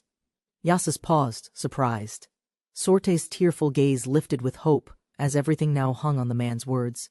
Itsuki stood up, surprising everyone. Though wounded before, he confidently faced the room, hiding his deeper concern. Sorte froze, overwhelmed by guilt. Seeing Itsuki alive brought tears. She couldn't move, only whispering broken apologies. Falling to her knees, Sorte confessed everything. Her voice trembled. She believed she'd ruined everything beyond repair. Itsuki gently touched her head. He smiled warmly, not with anger, but calm reassurance she didn't expect. He pulled her close without hesitation. "Leave everything to me," he whispered. She finally burst into tears. Renji opened her eyes slowly. Cold air stung her skin. Shackles rattled in the dim room. Itsuki arrived, requesting Renge's restraints be removed. Lord Yasis refused, branding her a dangerous criminal immediately. Itsuki tried reasoning, offering to pay damages, but Yasis dismissed him, deferring judgment to the Lord. Still negotiating, Itsuki promised more gold. Yasis mocked him gently, intrigued but not yet convinced to act. Itsuki raised his voice, pleading personally, but Yasis's reply was cold and final, impossible, sealing Renge's fate. Aina stepped forward firmly, pledging full responsibility. She begged Lord Yasis to release Renge and Sorte. Yasis asked coldly if she'd become their criminal slave. Aina accepted, determined to protect her friends. Sorte cried out, pleading for Aina not to do it. Itsuki was shocked by her resolve. Yasis, slightly stirred, clarified the misunderstanding. Forgiveness alone wasn't enough. Justice had to follow, regardless of sentiment. He explained lawbreakers must be judged. Order must prevail, even if hearts were broken in return. Yasis gave a firm rejection. Law governed all. He urged Itsuki to abandon hope and comply. Itsuki hesitated, then admitted the law was unshakable. Still, he wasn't finished presenting his argument. He shifted approach, asking Yasis not as a lord, but as a merchant, a negotiator. Itsuki offered himself, his knowledge, his origins, as leverage. He reminded Yasis how valuable foreign insight could be. Turning around, Itsuki proposed an exchange. He hinted at Alchemist's promise, suggesting a deal beyond mercy. Itsuki changed tone completely, proposing a calculated deal, offering himself as collateral to overturn the harsh ruling.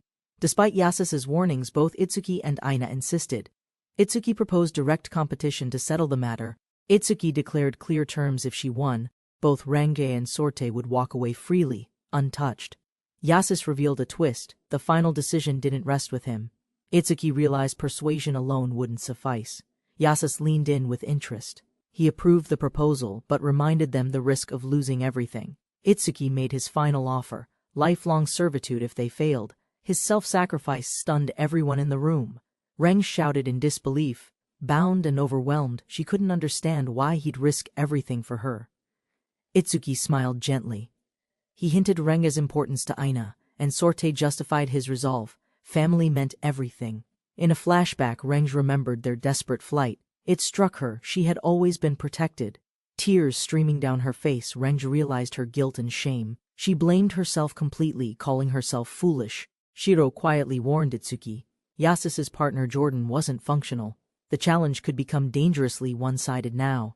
Despite that, Itsuki smiled confidently. Shiro's calm faith in him only strengthened his reckless determination further. Bound by pride, Yasis accepted the challenge. As a merchant, backing down would tarnish his name. Yasis revealed the challenge format, a repeat of a past trial requiring swift, high-stakes economic strategy.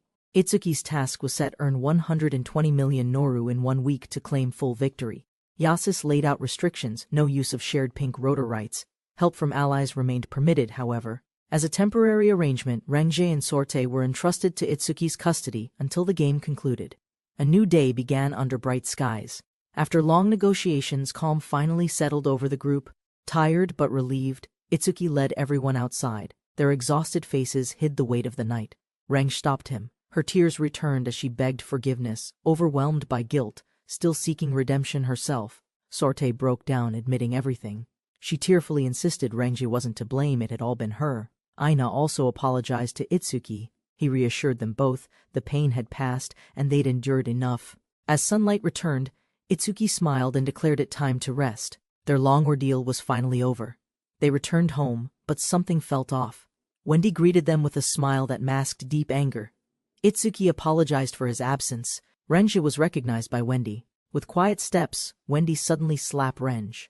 Wendy took control calmly. She asked everyone to settle in and prepare for breakfast. Peace returning gradually. Privately, Wendy confessed her fear of being left behind again. She just wanted to feel included. Itsuki offered no false hope, only honesty. Some things can't be undone, but comfort can still remain. Together at breakfast, they shared laughter and bread. A slow life awaited, but not quite yet. Itsuki awoke late in a soft bed, far from home, birds chirping outside unfamiliar walls. Reflecting on his new world, Itsuki stood gazing toward town, unsure what trouble awaited him. Shiro and Renge mistook him for a threat, and their ambush shattered his peaceful life instantly. Although chaos followed, Itsuki survived the clash. He now had to defeat Yasus to help friends. With 7 days remaining, Itsuki worked non-stop, crafting supplies for the challenge that could decide everything. Yasus gave strict conditions: earn 120 million Nords in 1 week, with all help forbidden. Itsuki realized banned items ruined his best plan. Crafting alone wouldn't raise enough money quickly enough. Half the goal was saved, but the rest remained uncertain. He headed to the bathhouse and met Shiro. Shiro insisted on joining him. Itsuki smiled, hoping the warm water would calm his anxious thoughts. While relaxing, he scolded Shiro for stealing food. She apologized shyly, claiming she was only hungry. Itsuki accidentally walked into the bath and froze. Renge and Sorte were already bathing together inside. Panic struck as Sorte grabbed a bucket. Itsuki frantically apologized, shielding his eyes in embarrassment. Still flustered, Sorte covered herself and glared. Her quiet words made Itsuki turn away in shame. Renge and Sorte sat silently. Itsuki, confused by Sorte's mood shift, tried asking about her behavior. Sorte snapped, shouting at him. Her frustration boiled over. Renge watched quietly. Itsuki received a soaking blow. Shiro stared at Renge before called her. Shiro walked up and opened her arms, demanded shower. Together they helped bathe Shiro. Steam rose. Sorte calmly instructed her, while Renge quietly softened inside. Renji broke the silence, asking if Shiro was hurt. Shiro smiled, praising her strength without hesitation. Everyone laughed. Despite the earlier scolding, Shiro's cheer returned. Even Ren seemed more at ease again. Later, Wendy offered snacks. Aina tasted one and quietly whispered thanks, surprised by the comforting flavor. Wendy offered snacks with a smile. Aina praised her skill, quietly calling her amazing without hesitation. Aina admitted feeling useless despite her strength, ashamed of depending on Itsuki more than she had planned. With her back turned, Aina called herself pathetic. Wendy replied calmly, not judging, only listening in silence. Wendy confessed her devotion. She'd give anything for Itsuki, but he always kept emotional distance from her. Itsuki held her hands, saying he loved Wendy. Tears welled up. She finally heard what she needed. Wendy encouraged Aina, expressing faith in her. Aina smiled faintly, hearing hope where she expected scolding. As sunlight broke through the sky, Aina stood firm, vowing to give her best too. Itsuki's face twisted in stress. Only 5 days remained, and progress had stalled despite his best efforts. He panicked, imagining tied up and punished by Yasus. He knew he couldn't finish everything alone anymore. With no other options, Itsuki considered Darwin, though uncertain. The danger behind that choice deeply unsettled him. As Itsuki wrestled with anxiety, Wendy entered gently, announcing an unexpected guest waiting downstairs. To his horror, it was Darwin's daughter, smiling warmly. Panic hit. Why had she come now? Trying to stay calm, Itsuki questioned Meira's presence. She mentioned the brothel incident. He turned pale instantly. She asked about the money. Itsuki admitted his struggle. She listened, her tone calmly empathetic. With a curious look, Meira suggested introspection. If things are hard, maybe the problem starts with him. Meira questioned Itsuki's abilities, hinting that his secret powers might go beyond just alchemy. Leaning closer, she smiled. She asked about new skills, sensing he may be hiding something. Itsuki pondered deeply after Meira mentioned the goddess. He wondered what kind of skills he received. He activated his status card, summoning it with a tap. Curious, Meira asked him to display everything. The glowing screen listed various skills. alchemy was notably high. Unique skills like pocket money stood out immediately. Surprised, Itsuki noticed his alchemy skill had improved. He began realizing how often he'd unknowingly used it. Examining his hand, he understood his progress. With tools around, he prepared to craft something practical again. Itsuki studied forgery and hand molding carefully. Both offered benefits, but their limitations couldn't be ignored. He planned unique items with hand molding, then considered mass-producing them with forgery despite quality reduction. Meira reminded him of his outsider status. He now needed to plan sales and resources carefully. Staring forward, Itsuki gathered resolve. He prepared to speak, asking everyone in the estate for support. Sorte, Rengjie, Aina, and others listened quietly. Itsuki's request would change their future together, starting now. Sorte, Rengjie, and Aina reacted eagerly, shouting with loyalty before hearing what Itsuki actually needed. Itsuki handed them a resource list. He requested urgent collection, hinting it was crucial for crafting. His second request startled them. One of them had to strip. Confusion filled the quiet room instantly. They misunderstood his intention. Aina bravely volunteered, unaware he meant something else entirely for alchemy testing. The girls rallied with high energy. With confidence and unity, they left to fulfill his request. Itsuki requested Wendy's help. She agreed immediately. Meanwhile, Shiro napped while everyone else got moving. He worked through the night using forgery and hand molding. Fatigue hit hard despite enhancement potions. Wendy covered him gently, whispering gratitude. His final words before sleep focused on tomorrow's selling task. Standing tall, Itsuki announced their timeline. 4 days remained. Everyone gathered for the final business push. Products were ready. The team raised their fists in unity, determined to sell everything together. Crowds gathered in the market square. Curious adventurers and townsfolk were drawn by the mysterious new shop. Intrigued by the buzz, a group of girls admired from afar and decided to investigate together. As the crowd parted, the trio Rengjie, Aina, and Sorte stood proudly on the front display stage. Dressed in dazzling outfits, the 3 girls captured everyone's attention. Their confident stance boosted the shop's presence. Itsuki cheered loudly from the side, promoting their goods with energy. Customers flooded toward their booming stand.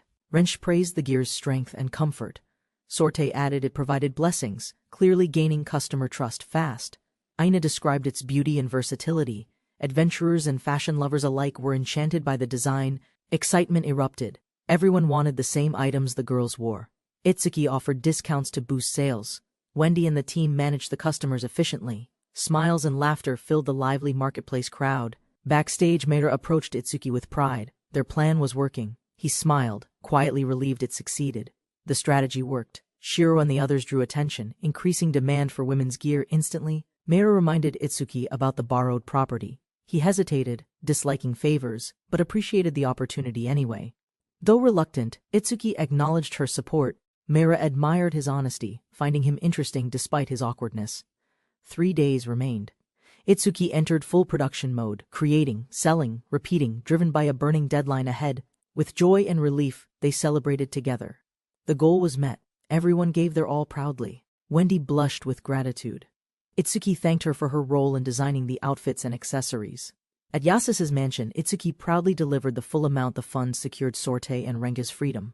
Yasis confirmed the 120 million nar. Itsuki declined dinner, keeping his promise fulfilled and intentions focused. Later that night, everyone gathered to celebrate. They toasted with joy. Sorte cried from overwhelming relief. Laughter echoed.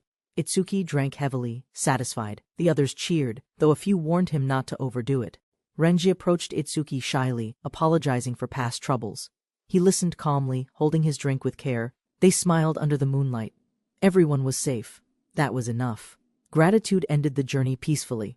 Itsuki leaned out the window, inhaled deeply, then forged a potion using his mysterious forgery skill. After crafting several vials, he confirmed his skills had leveled up. Alchemy reached 9, triggering experience circle. He glanced at the unfamiliar words floating mid-air. Confused, he stared blankly at the blue morning sky. Back home, Shiro mentioned the rising costs. Itsuki reflected. More mouths meant more effort to sustain comfort. Wendy offered to help, but Itsuki refused firmly. As provider, he vowed to handle everything himself. Wendy's words reached him deeply. She didn't want riches, only to share happiness with Itsuki. Despite her support, Itsuki begged Reinrich for more work, hoping extra income would ease their burden. Reinrich warned him sternly. She admired his progress but reminded him not to neglect his alchemy. Itsuki explained how the new skill appeared. While crafting, experience circle activated, effortlessly raising his alchemy proficiency. Reinrich listened carefully. She told him to keep the skill secret. It might draw unwanted attention. Reinrich warned him again, level 9 alchemists were rare, and others might exploit such valuable skills. She gave him a potion task and 3 days' time. Itsuki cheerfully accepted the responsibility immediately, while walking home. Itsuki reflected on Reinrich's instructions. He acknowledged her sharpness and his personal growth. Thinking of his old job, Itsuki felt pride. Alchemy life suited him better than corporate duty. Just then, a girl dashed into him recklessly. He crashed backward, stunned by the unexpected impact. Itsuki collapsed backward after a sharp collision. Dizzy and aching, he groaned, stunned by the impact. As he opened his eyes, he realized his face was awkwardly pressed into a stranger's thigh. A girl sat dazed on top of him. She winced, rubbing her head in confusion. The girl called him Big Brother. Itsuki shouted in panic, begging her to get off immediately. She squirmed while blaming him for touching her. Their tangled position worsened, drawing looks from horrified bystanders nearby. Itsuki sat by the fountain, dazed. The girl apologized repeatedly, blaming gravity for the chaotic crash. She introduced herself warmly as Origol. Her bold charm stunned him, especially when she guessed he's a drifter. Origol casually revealed her grandfather was the town's lord. Itsuki struggled to process how wealthy she was. Panicked, Itsuki begged her not to mention the incident. She agreed but called him a little scary. Origol invited herself to join him. Ignoring protests, she declared it a date while trailing him happily. Standing on the overlook, Itsuki and Origol admired the peaceful town bustling with life and joy. Itsuki reflected on his old world, less smiles, more pressure. This world, though imperfect, felt welcoming. He acknowledged the hardships, but praised the warmth of people who laughed and lived close together. Moved by his words, Origol thanked him quietly. Her gaze softened as he shared his heart. With a bright smile, Origol ran off. Itsuki warned her again not to trip downhill. Yasus arrived by carriage, dismissing his escorts. Calm and collected, he prepared to meet the Lord. Announcing himself, Yasus was led into the Lord's grand estate to deliver his report personally. Yasus summarized the incident involving Rensh. While no rules were broken, public attention required some response. He urged fairness, but also leniency, hinting at Itsuki's uniqueness and requesting judgment matched the situation's nuance.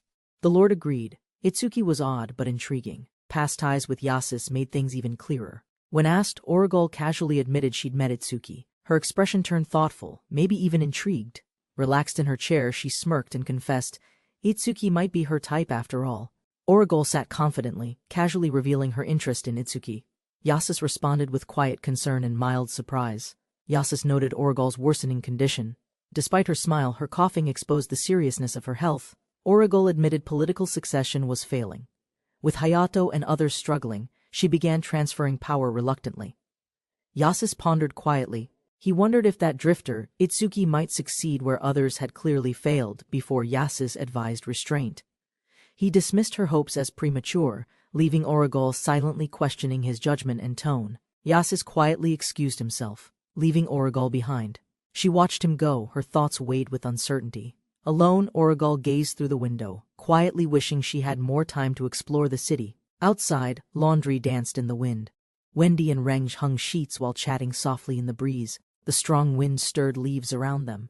Reng reassured Wendy that helping with chores was no trouble.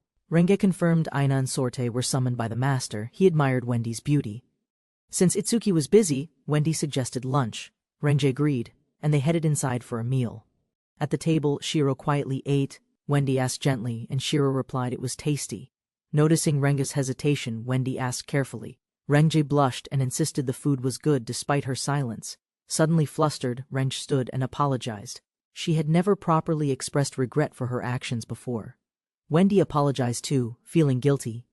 Itsuki reassured her, though new to each other, her care was obvious. Reng confessed her guilt.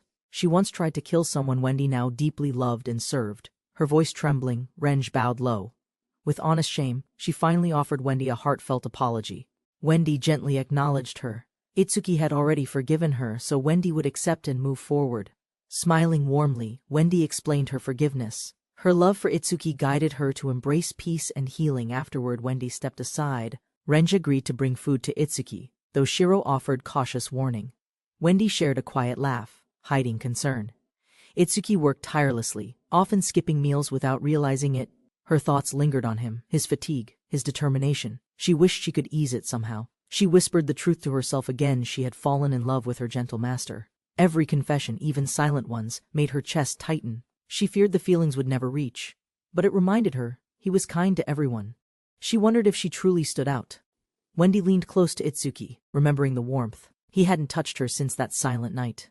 Longing filled her chest. She needed certainty, needed proof. She reached out, hoping he'd respond sincerely.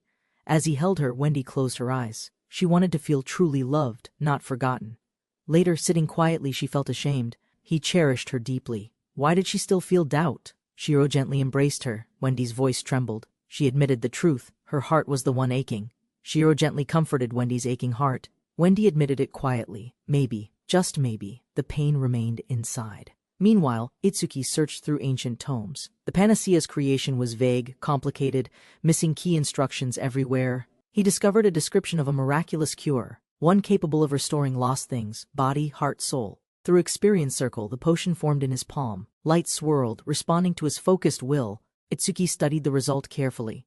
The medicine worked, but the cost might shorten someone's life instead. Rengjie delivered lunch from Wendy. Itsuki sensed something off. He thanked her, but his mind drifted. He stared at the potion again. If others knew, would they fear him or seek him? Itsuki questioned the potion's origin. He doubted his ability, unsure if divine influence had guided him. Shiro peeked through the door, sensing Itsuki's tension. He remained quiet, not wanting to raise concern. Wendy greeted him warmly. He said little, choosing silence over truth. Something deeper stirred in his chest. Later, he thanked Wendy for lunch. Meanwhile, Rengjie and Shiro offered help, trying to ease the mood. Wendy avoided eye contact. She smiled gently, masking unease. She offered tea, hiding what she couldn't say. Wendy lowered her head. Her silence spoke more than words. Itsuki sensed a hidden burden inside her. They returned home quietly. Itsuki felt something odd in the air, an unsettled tension building within. Aina and Sorte entered, armor damaged. Their tired faces hinted at danger far beyond expectations. A warm bath brought them relief. Their expressions relaxed, muscles soothed, spirits recovering from harsh battlefields. Later, seated together, they explained. A guild request had gone wrong. Itsuki listened, growing silently concerned. The guild's request was clear: capture a mutated Vorpal bunny that had escaped from its trader. The creature wasn't ordinary. It was smart, strategic, and could control wild beasts through unknown signals. Sorte recounted their failure. The bunny outpaced them easily. Itsuki teased her. She swore to get revenge. With determination, they reassembled the party. Rengjie rejoined Aina and Sorte, strengthening their chances in pursuit. Before they left, Itsuki waved. Shiro was suddenly drafted too. The team marched out, now complete. Shiro approached as Sorte, requesting a child companion. She believed teamwork mattered more than brute strength alone. The group left for their mission, joking about dinner. Itsuki stayed behind, watching them disappear confidently. With the others gone, the house quieted. Itsuki and Wendy realized they'd be dining alone tonight. In the stillness, old memories resurfaced. Itsuki remembered how long it had been since just them. As Wendy turned slowly, tension grew. Itsuki felt uneasy, aware they were completely alone together again. Dinner began calmly. Itsuki tried to act normal, but Wendy's gaze made everything feel strangely personal. Later that night, Itsuki stood alone. The silence and moonlight made him unusually aware of Wendy. Memories of awkward moments flashed back. He reminded himself he's no longer a teenager, he must act mature. Flustered yet determined, Itsuki stepped inside. His heart raced, but he forced himself to respond confidently. Alone in the bath, Itsuki scrubbed thoroughly, repeating her words, "Do it properly this time." Itsuki dressed carefully, repeated properly, then brushed, rinsed, and psyched himself up with snacks. He reached her door and hesitated. Silence lingered as he prepared to knock with trembling fingers. Doubts crept in. Was Wendy ready too? His mind filled with imagined judgment and nervous chatter. Startled by Wendy's voice, he panicked. Denying strange thoughts, he tried to retreat with flustered steps. Wendy opened the door gently. Calmly, she invited him inside while he stammered, overwhelmed and confused. They sat in silence. The air was heavy, both unsure how to start this long-delayed moment. Wendy offered tea. Itsuki, overwhelmed by nerves and purpose, gently stopped her hand before she stood. With a serious voice, he called her name. His eyes held conviction, stronger than earlier hesitation. He grasped her hand, voice trembling. He asked if he could still keep their shared promise. She didn't speak. Her hand tightened around his, eyes soft, as the answer was quietly given. Wendy smiled gently, hands trembling. With closed eyes and calm breath, she whispered a quiet yes. Wendy stepped close. She spoke softly, giving her heart, asking to remain by his side forever. Before her words finished, Itsuki leaned in. Their lips met, sealing a bond years in waiting. Tears welled in her eyes as she held him close. Finally she spoke, "I love you." Itsuki waited silently as Wendy stepped closer. The moon hung above, watching their quiet distance shrink. The curtains swayed gently as he held her. She didn't resist. His warmth made her tremble slightly. As his lips neared, Wendy froze. Their hearts raced, unsure whether desire or nerves would speak louder. Fingers clutched fabric instinctively. Neither spoke, but something intimate passed between them, uncertain, restrained, yet undeniably mutual.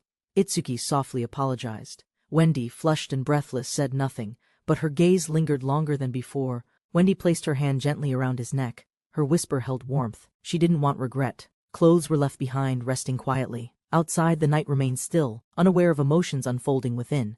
Wendy stood before him without shame. Itsuki, seated and silent, absorbed her gesture with hesitant awe. She approached slowly, her eyes soft. Itsuki reached out, recognizing her trust. No words felt needed. They lay together, breath entwined. His hand paused, searching her gaze. She nodded, silent, certain, sincere. Under dim light, Wendy clung to him. Her breath quickened, emotions high, thoughts lost in warmth. They moved as one, uncertain yet unafraid. In that moment, silence said everything they couldn't voice. Between gasps and closeness, all hesitation faded. They held tighter, each motion filled with quiet vulnerability and trust. Whispers turned into names. Their connection grew, no longer rushed, but steady, bound by more than desire. She reached for his hand instinctively. He grasped it gently, anchoring her through a storm of feeling. The moon faded slowly as night surrendered. A hush covered the world outside their quiet chamber. Morning arrived with soft bird song. Sunlight slipped past curtains, casting gold against a once-shadowed room. Itsuki stirred, eyelids heavy. Last night's warmth still lingered beside him. Real, calm, and deeply comforting. He rose in silence, glancing once back. Something in him felt changed, lighter, yet more certain. Wendy slept soundly, her smile unguarded. No word spoken, yet everything between them was understood. Itsuki brushed her hair back gently. A smile touched his face, contentment etched across sleepy eyes. Wendy stirred at his voice. Still resting, she opened her eyes and met his gaze softly. She greeted him with warmth, quiet and close. No need for explanations, just one simple, shared morning. Their lips met again, not with urgency but with peace. A new start sealed in silence. Elsewhere in the trees beyond, something moved. A rustle stirred the brush, quiet, fast, and watching. In another part of the forest, Sorte dashed wildly, chasing a thieving rabbit with wild fury. She yelled that she will get this time. The rabbit flipped midair, taunting her with a smirk. She lunged but missed. Again, her tail flicked sharply, brushing the dirt as she crouched in frustration. Panting, she growled. Her eyes flared, unshaken. She refused to be mocked twice in one hunt. Suddenly, a deep growl echoed behind. Sorte turned, face to fur, against a towering beast. No rabbit now. The beast's limb crashed forward. Sorte narrowly evaded, her body low and taut, senses locked in battle. Sorte shifted position with haste. Her eyes tracked movement as the beast flailed, injured but still enraged. The rabbit dashed through grass again, weaving underfoot. Range stood ready nearby, anticipating the path forward. She held ground firmly. As the rabbit approached, she adjusted her stance, calculating its frantic trajectory. The rabbit lunged. Renga's hand caught the weapon mid-air. Its momentum halted with effortless, practiced precision. Renga's swing missed as the rabbit twisted mid-air. She spun to recover before it escaped. She steadied herself quickly, recognizing its speed, but adjusted her stance to redirect its escape route sharply. The rabbit launched upward, but its path crossed directly into a cliff where Aina was waiting. With a sudden strike, Aina's weapon intercepted mid-air. The rabbit cried out, tumbling toward capture. Aina landed cleanly. Dust settled as Range and Sorte cheered, finally bringing down their elusive target. The team gathered post-hunt. With the request completed, relief and light teasing passed between the trio. Sorte inspected the captured beast. Its worn, patched body confused her. Something unnatural pulsed beneath the surface. The rabbit twitched strangely, laughing to itself. From the shadows, another presence stirred, alert and watching.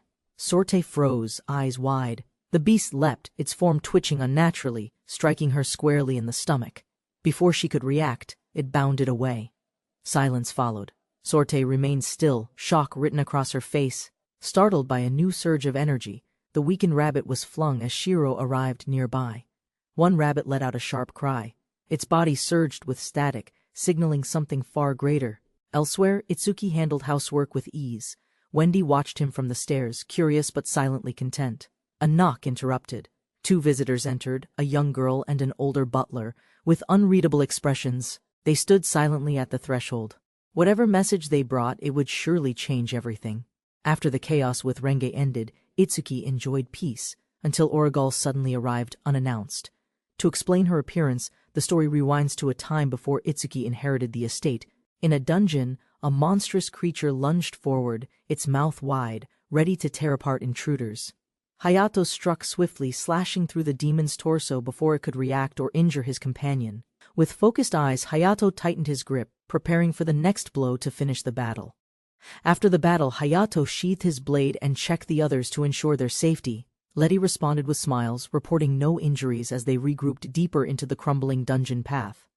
Chris seemed exhausted, prompting Hayato to call for a break and let the party rest briefly. Letty handed Hayato a drink while the group sat by their boiling pot, recovering near ancient ruins. They discussed Origal's declining health. Confirming the rare elixir lay hidden far within the dungeon's final chamber, Letty reflected on the assassination attempt, realizing Origal's status made her a target for enemies. Hayato calmly responded, acknowledging the motive, but insisted justice must be upheld for such underhanded acts. While walking, Letty brought up Itsuki, wondering aloud how Hayato's friend was doing outside the dungeon. Hayato, sipping tea, explained he couldn't contact Itsuki, but had promised to bring ore. As thanks, Letty admitted she didn't dislike Itsuki. While Hayato teased her about the magic bag she gifted, Letty was suddenly attacked by the hungry teammate, who mistook her cloak for food. She pulled up Letty's skirt in protest, demanding real food while ignoring everyone's reactions and decency.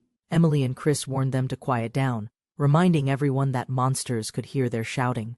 Chris reassured Hayato of her condition, while Letty scolded Mii for recklessness and inappropriate behavior again. With their break over, the party regrouped and resumed walking, pressing deeper into the ancient dungeon halls. They solemnly declared their next mission: rescue the feudal lord Origal, marking a new turn in their journey. Origal arrived with her butler Soma, requesting a sudden meeting with Itsuki for an urgent matter. Caught off guard by the visit, Itsuki struggled to compose himself and respond clearly to her.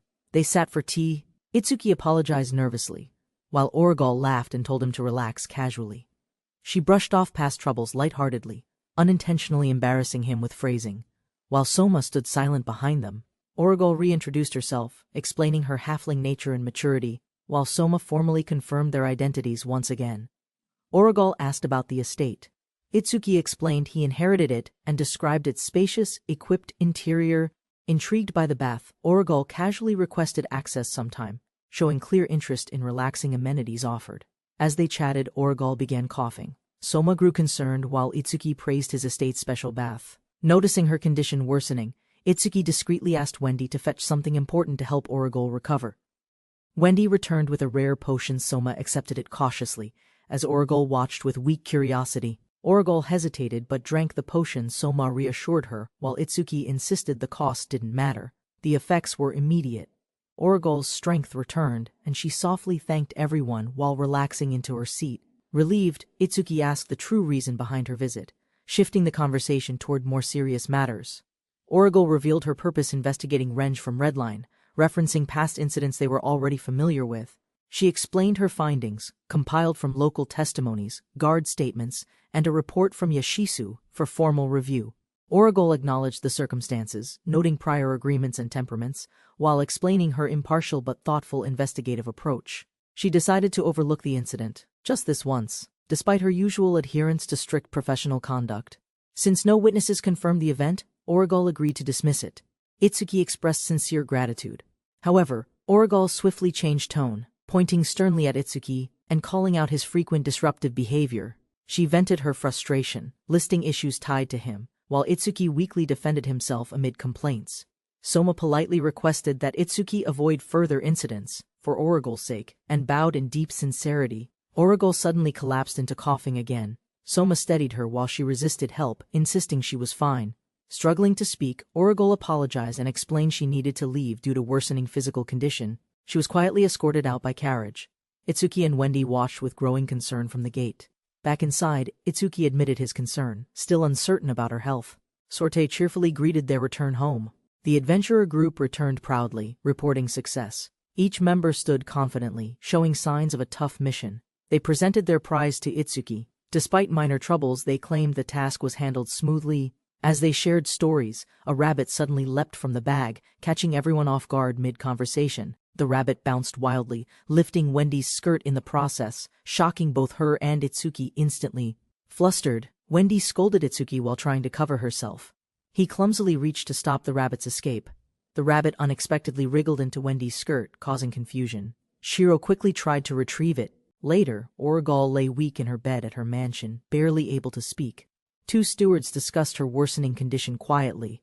Origal had collapsed again and her strength kept fading. The older man confirmed the elixir from Lord Hayato had failed. Desperation slowly overtook his face. They revealed only spiritual medicine could cure her deadly curse. Origal's condition now approached a critical stage. Itsuki sat in silence, troubled by doubt. The cure-all had failed to help Origal's suffering. Opening the box, Itsuki found a strange dagger. He hoped it held the answer they needed. Itsuki washed his face, observing stubble, considering inventing a rotor trimmer to shave efficiently. He adjusted his tie with determination, silently preparing himself for whatever task lay ahead. Origal received a careful backwash from the maid, her thin body weak from illness. She requested her hair be styled, insisting she must look neat if opportunity suddenly arrived. While getting dressed, suddenly her maid quietly confessed to Origal her sincere love for Einshil. The maid reminded Origal how beloved she was for protecting the town and its people. Origal, weakened but composed, begged her maids to hold hope and stay strong until everything ends. Regaining resolve, Origal admitted her fear, but wanted to see her world's light once again. She opened the curtain, gazed outward, quietly affirming her duty to the town she loved. Origal, now prepared, received the Alchemy Guild messenger and allowed Itsuki to speak with urgency. Itsuki knocked, apologized nervously, then was warned not to visit again without a formal appointment. Led inside, Itsuki bowed respectfully. Origal, seated regally, asked the reason for his sudden visit. Origal smiled gently at his humility. Itsuki apologized, but she urged him not to be stiff. With calm resolve, Itsuki stepped forward and revealed he had something important to deliver to her. As others watched curiously, he held out a glowing vial called a powerful miracle drug. The butlers were shocked. Itsuki dodged questions about the drug's source, avoiding a direct answer. Itsuki confronted Origal, hinting her affliction wasn't just illness, but something deeper and more unnatural. Soma revealed the truth. Origal's condition wasn't sickness, but a powerful and dangerous magical curse. The butler's betrayal was explained. He was manipulated by Dardaril, the man behind the assassination plot. Origal explained Dardaril's motive: political advancement, not loyalty. He sought power through her downfall and replacement. Origal noted Hayato failed the task. Itsuki acknowledged it, regretting his harsh judgment toward Hayato. Itsuki stepped forward, offering the miracle drug. He believed it was enough to save Origal. Origal accepted the vial with trembling hands, overwhelmed with emotion, and whispered a grateful thank you. The attendants bowed deeply, thanking Itsuki and pleading to compensate him properly for the miracle. Origal understood what repayment meant. Itsuki paused, unsure what to ask for in return. Itsuki offered a humble proposal: make the town peaceful and livable as repayment for everything. Origal agreed with a calm smile, her eyes warm with trust. She accepted his terms. Later, Itsuki strolled through town. Spotting something unusual by the gate, he turned with curiosity. He approached the gate, where guards argued with someone. Itsuki asked calmly if something was wrong. The guard recognized him with surprise. Itsuki found Sorte and others already waiting and scolded their delay. Itsuki reassured the girls he was fine. They rushed out, clearly worried for his safety. To ease tension, Itsuki invited everyone for a drink, treating them to lift the mood. They walked together under the sky, laughing. Peace returned, and their bond quietly deepened again. Itsuki enjoys calm skies and tea, reflecting on peaceful days after delivering the miracle drug. Smiling softly, Itsuki sips Wendy's tea, appreciating its warmth and how it eases his spirit. Reinrich and Yasis arrive, intrigued by the tea and questioning Itsuki about his recent absence. Darwin bluntly comments on Renge's enslavement, teasing Itsuki for acquiring another woman into his household. Surrounded by loud guests, Itsuki regrets their presence, longing again for undisturbed, peaceful tea time. Itsuki grows suspicious, wondering if another assassination plot is brewing among these powerful guests. Though uneasy, he sips his tea while the guests admire his house's impressive features. Darwin praises the luxurious bath and alchemy lab. Reinrich confirms their high-level magical equipment origins. Meira, Darwin's daughter, points out the alchemy room's profit potential, amusing Itsuki with business talk. Despite her charm, Itsuki hesitates. Darwin's foster daughter, eccentric brother. Trouble he'd rather avoid entirely. Darwin suddenly demands answers, pressing Itsuki about the origin of the so-called miracle drug. Everyone's gaze sharpens. Heinrich and Yasis fall silent. Itsuki struggles to find a proper explanation. Itsuki nervously laughs, claiming the goddess granted him the drug upon entering this new world. Accepting the story for now, Darwin shifts tone, demanding to see Itsuki's personal guild card. Itsuki hesitates, resisting the request. He's clearly nervous about revealing what's written on the card. Darwin reads Itsuki's guild card aloud, shocked to discover rare skills like spatial magic and more. Itsuki nervously explains the pocket money skill, earning one large payout daily. Everyone reacts with disbelief. Heinrich doubts Itsuki's innocence, suspecting deeper secrets behind the miracle drug and experience-related abilities. Just as Darwin presses again, Origol barges in, instantly shifting attention away from Itsuki's lie. Everyone gathers again as Origol casually explains her return, diffusing suspicion with her energetic presence.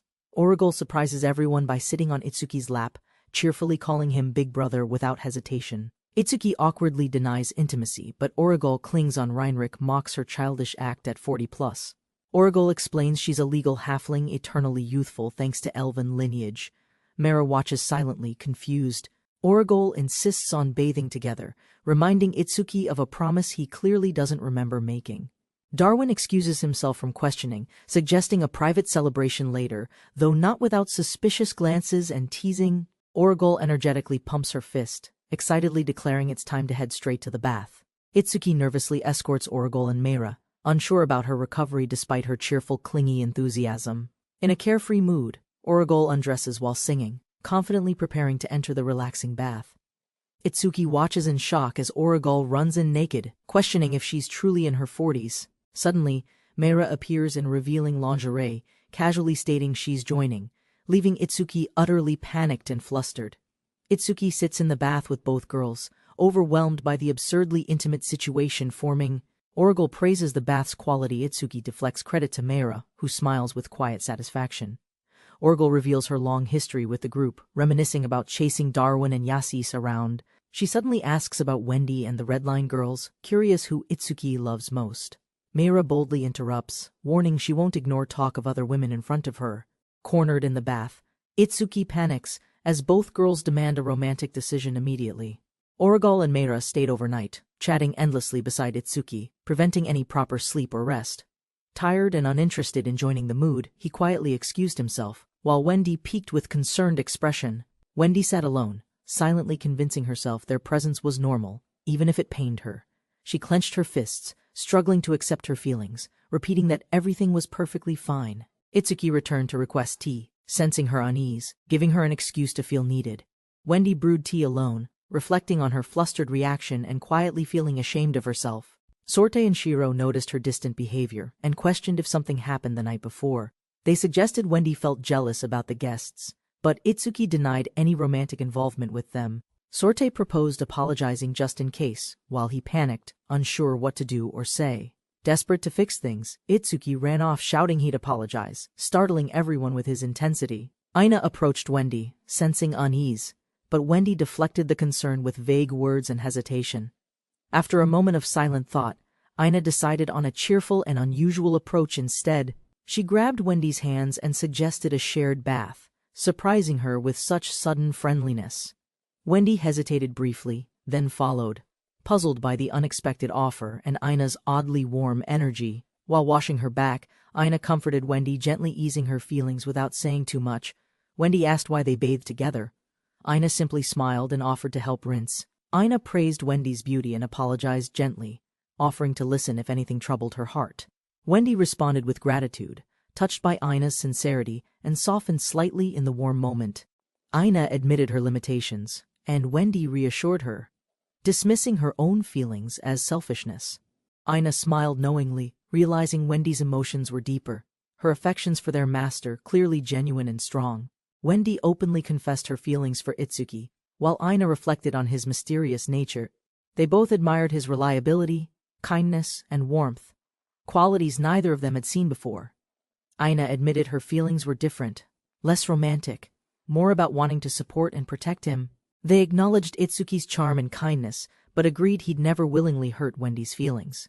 Wendy quietly offered to cook for Ina, moved by her support and gentle understanding. After their talk, Wendy and Ina shared a laugh, leaving their tension completely behind. That evening, Renji and Sorte noticed Wendy's brightened mood, speculating quietly about her deepened bond with Ina.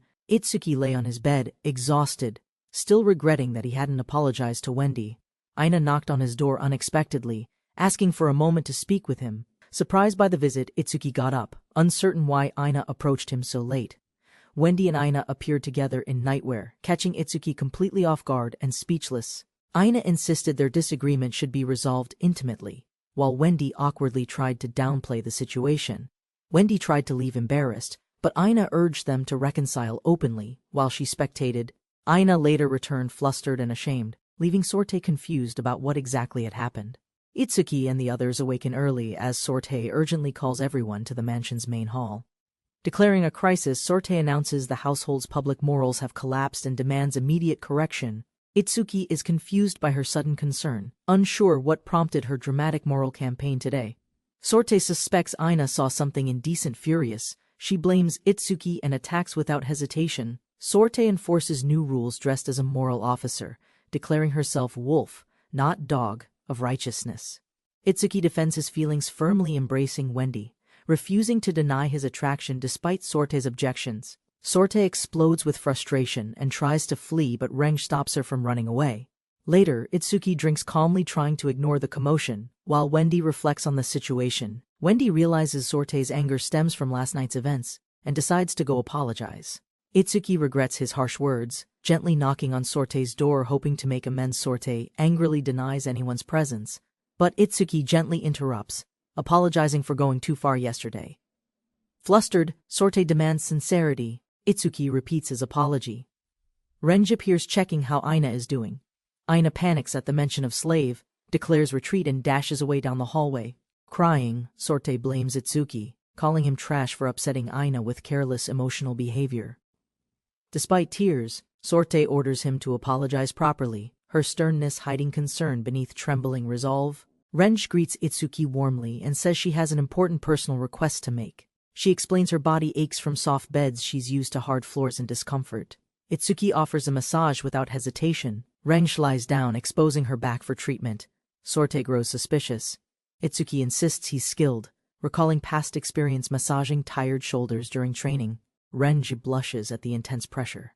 Itsuki's massage quickly escalates into an overly stimulating experience. Renji moans unintentionally, overwhelmed by the massage, while Itsuki insists it's purely therapeutic and harmless. Seeing Sorte hesitate, Itsuki lifts her confidently, insisting she doesn't need to hold back anymore. Sorte protests loudly, but Itsuki begins the massage anyway, trying to locate any lingering muscle tension. Her body twitches under his touch. Itsuki calmly adjusts her leg, diagnosing stiffness through careful pressure. Despite embarrassment, Sorte begins to relax.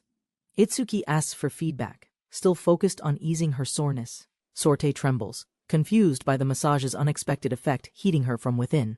She flails in flustered panic, overwhelmed.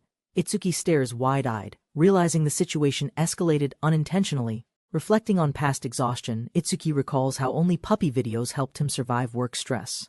Now face-to-face with a fluffy tail, he's tempted to finally indulge his long-held wish. Caught up in instinct, Itsuki grabs her tail. Sorte jolts, reacting intensely to the sensation. Sorte cries out embarrassment as her sensitive tail is repeatedly fluffed without warning or restraint. Despite her protests, Itsuki continues. Sorte begs him to stop, unable to control her reactions. Overwhelmed, Sorte pleads tearfully, but Itsuki insists on helping, his reasoning lost in the moment. As Sorte howls from sensory overload, her body quivers. Itsuki finally realizes the situation turned chaotic. Later, Itsuki sheepishly explains himself. The others are suspicious as Sorte behaves oddly after the incident. Itsuki receives a new potion delivery task from the Alchemist Guild after a successful request. Reinrich reflects on old age, reminiscing about lost acquaintances and appreciating lingering companionship in silence. Itsuki realizes that Reinrich is softening as she gets older, while Shiro helps the chef cook. Reinrich hides emotion behind gruffness. The chef hands sweets. Shiro exits cheerfully, dodging lingering sentiment. Itsuki asks Shiro about lunch. She loudly demands meat as a cloaked stranger watches quietly. Itsuki teases Shiro about meat, warns her about veggies. A thief approaches silently from behind. The thief lunges. Shiro intercepts mid-strike and knocks him down in one swift, decisive blow. Feigning pain, the thief deceives them. Itsuki and Shiro hesitate, confused by the sudden change. The thief throws Itsuki's stolen magic bag, calling it payment, masking escape with slate and taunt. Smoke explodes around them. Shiro reassures Itsuki, then launches skyward to retrieve the stolen item. The thief flees through the alleys, gloating about robbing a rich, well-known local alchemist. Thinking he's won, the thief celebrates his escape, unaware Shiro is airborne and closing in. Shiro lands before him, calmly demanding the return of Itsuki's treasured magical bag. Cornered, the thief draws a knife, shouting threats, trying to scare Shiro into backing off. Unshaken, Shiro leaps directly at him, disarming and tackling with a fierce, focused expression. Shiro locks the thief's blade in a firm grip, calmly repeating her demand for return. Overwhelmed and cornered, the thief panics and agrees to return everything without further resistance. Shiro surprises him with a small gift, offering kindness despite his attempt to rob them. Touched and confused, the thief unwraps it, bitterly calling it foolish, but visibly affected by gesture. With crowd noise growing, Shiro looks around, realizing she's lost sight of Itsuki in the city. Shiro is approached by Mera, recognizing her from Itsuki's household, and questions her presence. Shiro ends up inside Yasusa's brothel, drawing attention and confusion from the working girls. The girls wonder why Shiro's wearing their outfit. Someone explains Mera brought her in lost. Shiro bows deeply, sincerely apologizing for the chaos she caused on her previous visit. Inside, the madam thanks Mera. The girls gush over Shiro's cuteness and discuss giving her a makeover. Mera explains she's already called Shiro's master and requests to wait together peacefully. While dressing Shiro, the women question her age and taste, prompting scholarly judgment from another girl. Itsuki arrives and awkwardly scolds the brothel girls, asking them to stop clinging to Shiro. Days later, in heavy rain, two cloaked visitors arrive and knock on Itsuki's door. Inside, Shiro naps. Wendy alerts Itsuki, unaware that the guests outside bring unexpected tension. As the rain pours, the cloaked figures are revealed. It's Hayato and Letty, standing solemnly at the door. Wendy welcomed Hayato and Letty inside, offering to dry their cloaks from the rain. They entered the mansion. Hayato learned it belonged to Itsuki, who now hosted them warmly. Wendy served tea as Hayato apologized for arriving unannounced. Letty remained cautiously observant of everything over tea. Hayato caught up with Itsuki, recalling the hero's peaceful life and steady contributions. Hayato finally revealed his purpose to thank and apologize for past misunderstandings with sincerity. Letty revealed their original mission was retrieving dungeon elixir, linked to the Lord's sudden illness. Hayato admitted their failure. Letty acknowledged the elixir's importance, understanding how it burdened Itsuki deeply. Itsuki casually dismissed it, explaining he never urgently needed the elixir, easing their growing guilt. Hayato recalled how danger escalated. The party halted the quest due to unforeseen overwhelming conditions. In the dungeon's depths, monster numbers surged. The environment grew unstable, forcing their immediate retreat. Inside the dungeon, Hayato warned everyone to stay close. Letty checked on an exhausted Chris. Chris insisted she was fine, but Letty requested a break, concerned for her condition. Hayato agreed to rest. Chris apologized softly, weighed down by guilt and her physical weakness. While others checked supplies, Chris sat alone. Pressure built, knowing resources were dwindling fast. Haunted by past abuse, Chris recalled harsh words. Feelings of uselessness overwhelmed her completely. Letty called out to Chris gently. Chris heard her, but self-doubt screamed louder inside. Chris stood shakily, responded faintly. Her hand touched the wall, then something mechanical clicked ominously. A stone trap activated violently. Letty screamed, but it was already too late to stop. A sudden spike shot toward Chris. Her wide eyes froze. Fear eclipsed all possible reaction. Back at the table, Hayato confessed. He blamed himself entirely for what happened during that mission. Itsuki asked about Chris's condition. Letty clarified she was nearby, and Hayato wasn't at fault. Hayato explained Chris lost her right eye. Standard potions couldn't restore such a delicate organ. Determined to help, Hayato planned to buy the elixir at a secret capital auction. Itsuki realized Hayato wanted to save Chris himself, because she was someone truly important to him. With the rain gone, Hayato and Letty took their leave, resolved, with hope quietly rekindled. Itsuki offered emotional support. Though younger in status, he offered guidance as a life senior. Hayato smiled gratefully. Encouraged by Itsuki's sincerity, he suggested they attend the auction together. Surprised, Itsuki realized he'd never left town. He hesitated at first but remained open-minded. The decision was made. They would depart in 3 days once travel preparations were complete. Itsuki predicted Wendy and Shiro would join them. The group's journey to the capital began. Letty stopped Hayato, hesitating. She had something on her mind but struggled to express it. Flustered, Letty refused to explain. Itsuki teased her lightly, suspecting romantic tension and personal hesitation. Itsuki jokingly implied Letty's feelings. Hayato stood silent. Letty grew embarrassed by the misunderstanding. Letty scolded them both for being insensitive, clearly uncomfortable with personal questions about affection. Meanwhile, the teammate noticed Chris skipping meals again. Concerned, she gently called out to check on her. Chris sat alone in silence, knees drawn close, struggling with pain, shame, and growing despair. Mi entered quietly, looking down. Emily paused her reading, noticing something wrong with her demeanor. Chris hadn't eaten. Emily hugged her tightly, realizing sadness weighed heavier than her recent injury. Hayato and Letty returned, surprised by the scene. Emily calmly explained Chris wasn't doing well. Emily spoke up nervously. Hayato understood immediately and stepped forward, offering to personally check on Chris. Hayato approached the door in silence, preparing himself emotionally before confronting Chris's quiet, painful struggle. Hayato stood outside Chris's room, repeating heartfelt apologies as guilt welled silently within his chest. Inside, Chris sat curled up, whispering apologies to no one, drowning in loneliness and regret. The next morning, the group gathered around the table, quietly hoping for Chris's recovery and peace. Letty proposed a solution. Hayato hesitated. Emily remained quiet, but her expression showed cautious agreement. Letty reminded them of Itsuki, his offer to help when needed. Hayato considered the possibility seriously. Emily reminded Hayato to stop carrying everything alone. He finally agreed to ask Itsuki's help. Itsuki responded immediately with kindness, inviting everyone to his house and offering full support without hesitation. Itsuki explained the situation to Wendy, who responded warmly, offering to help without hesitation or question. Wendy accepted with a gentle smile, ready to assist however she could in this matter. That night, the group arrived at Itsuki's home, warmly welcomed and grateful for the support. Together, they stood before Itsuki, asking sincerely for help. Chris remained quiet, still emotionally distant. Wendy sensed Chris's discomfort and glanced gently at her. Itsuki noted the complex emotional tension silently. Emily and Wendy had history. Emily warned Itsuki seriously. Wendy's feelings were not to be taken lightly. During dinner, Itsuki announced their journey plans. The group relaxed slightly, enjoying his warm hospitality together. While Mi devoured everything with joy, Letty blushed quietly, surprised by how delicious the food was. Itsuki offered the bath. Letty hesitated, but the girls were intrigued by his confidence. Itsuki explained the bath's origin proudly. It was crafted to resemble one from Mara's homeland. Mi dragged Letty with excitement. Emily agreed and Letty finally gave in, flustered but willing. Wendy pulled Chris aside gently.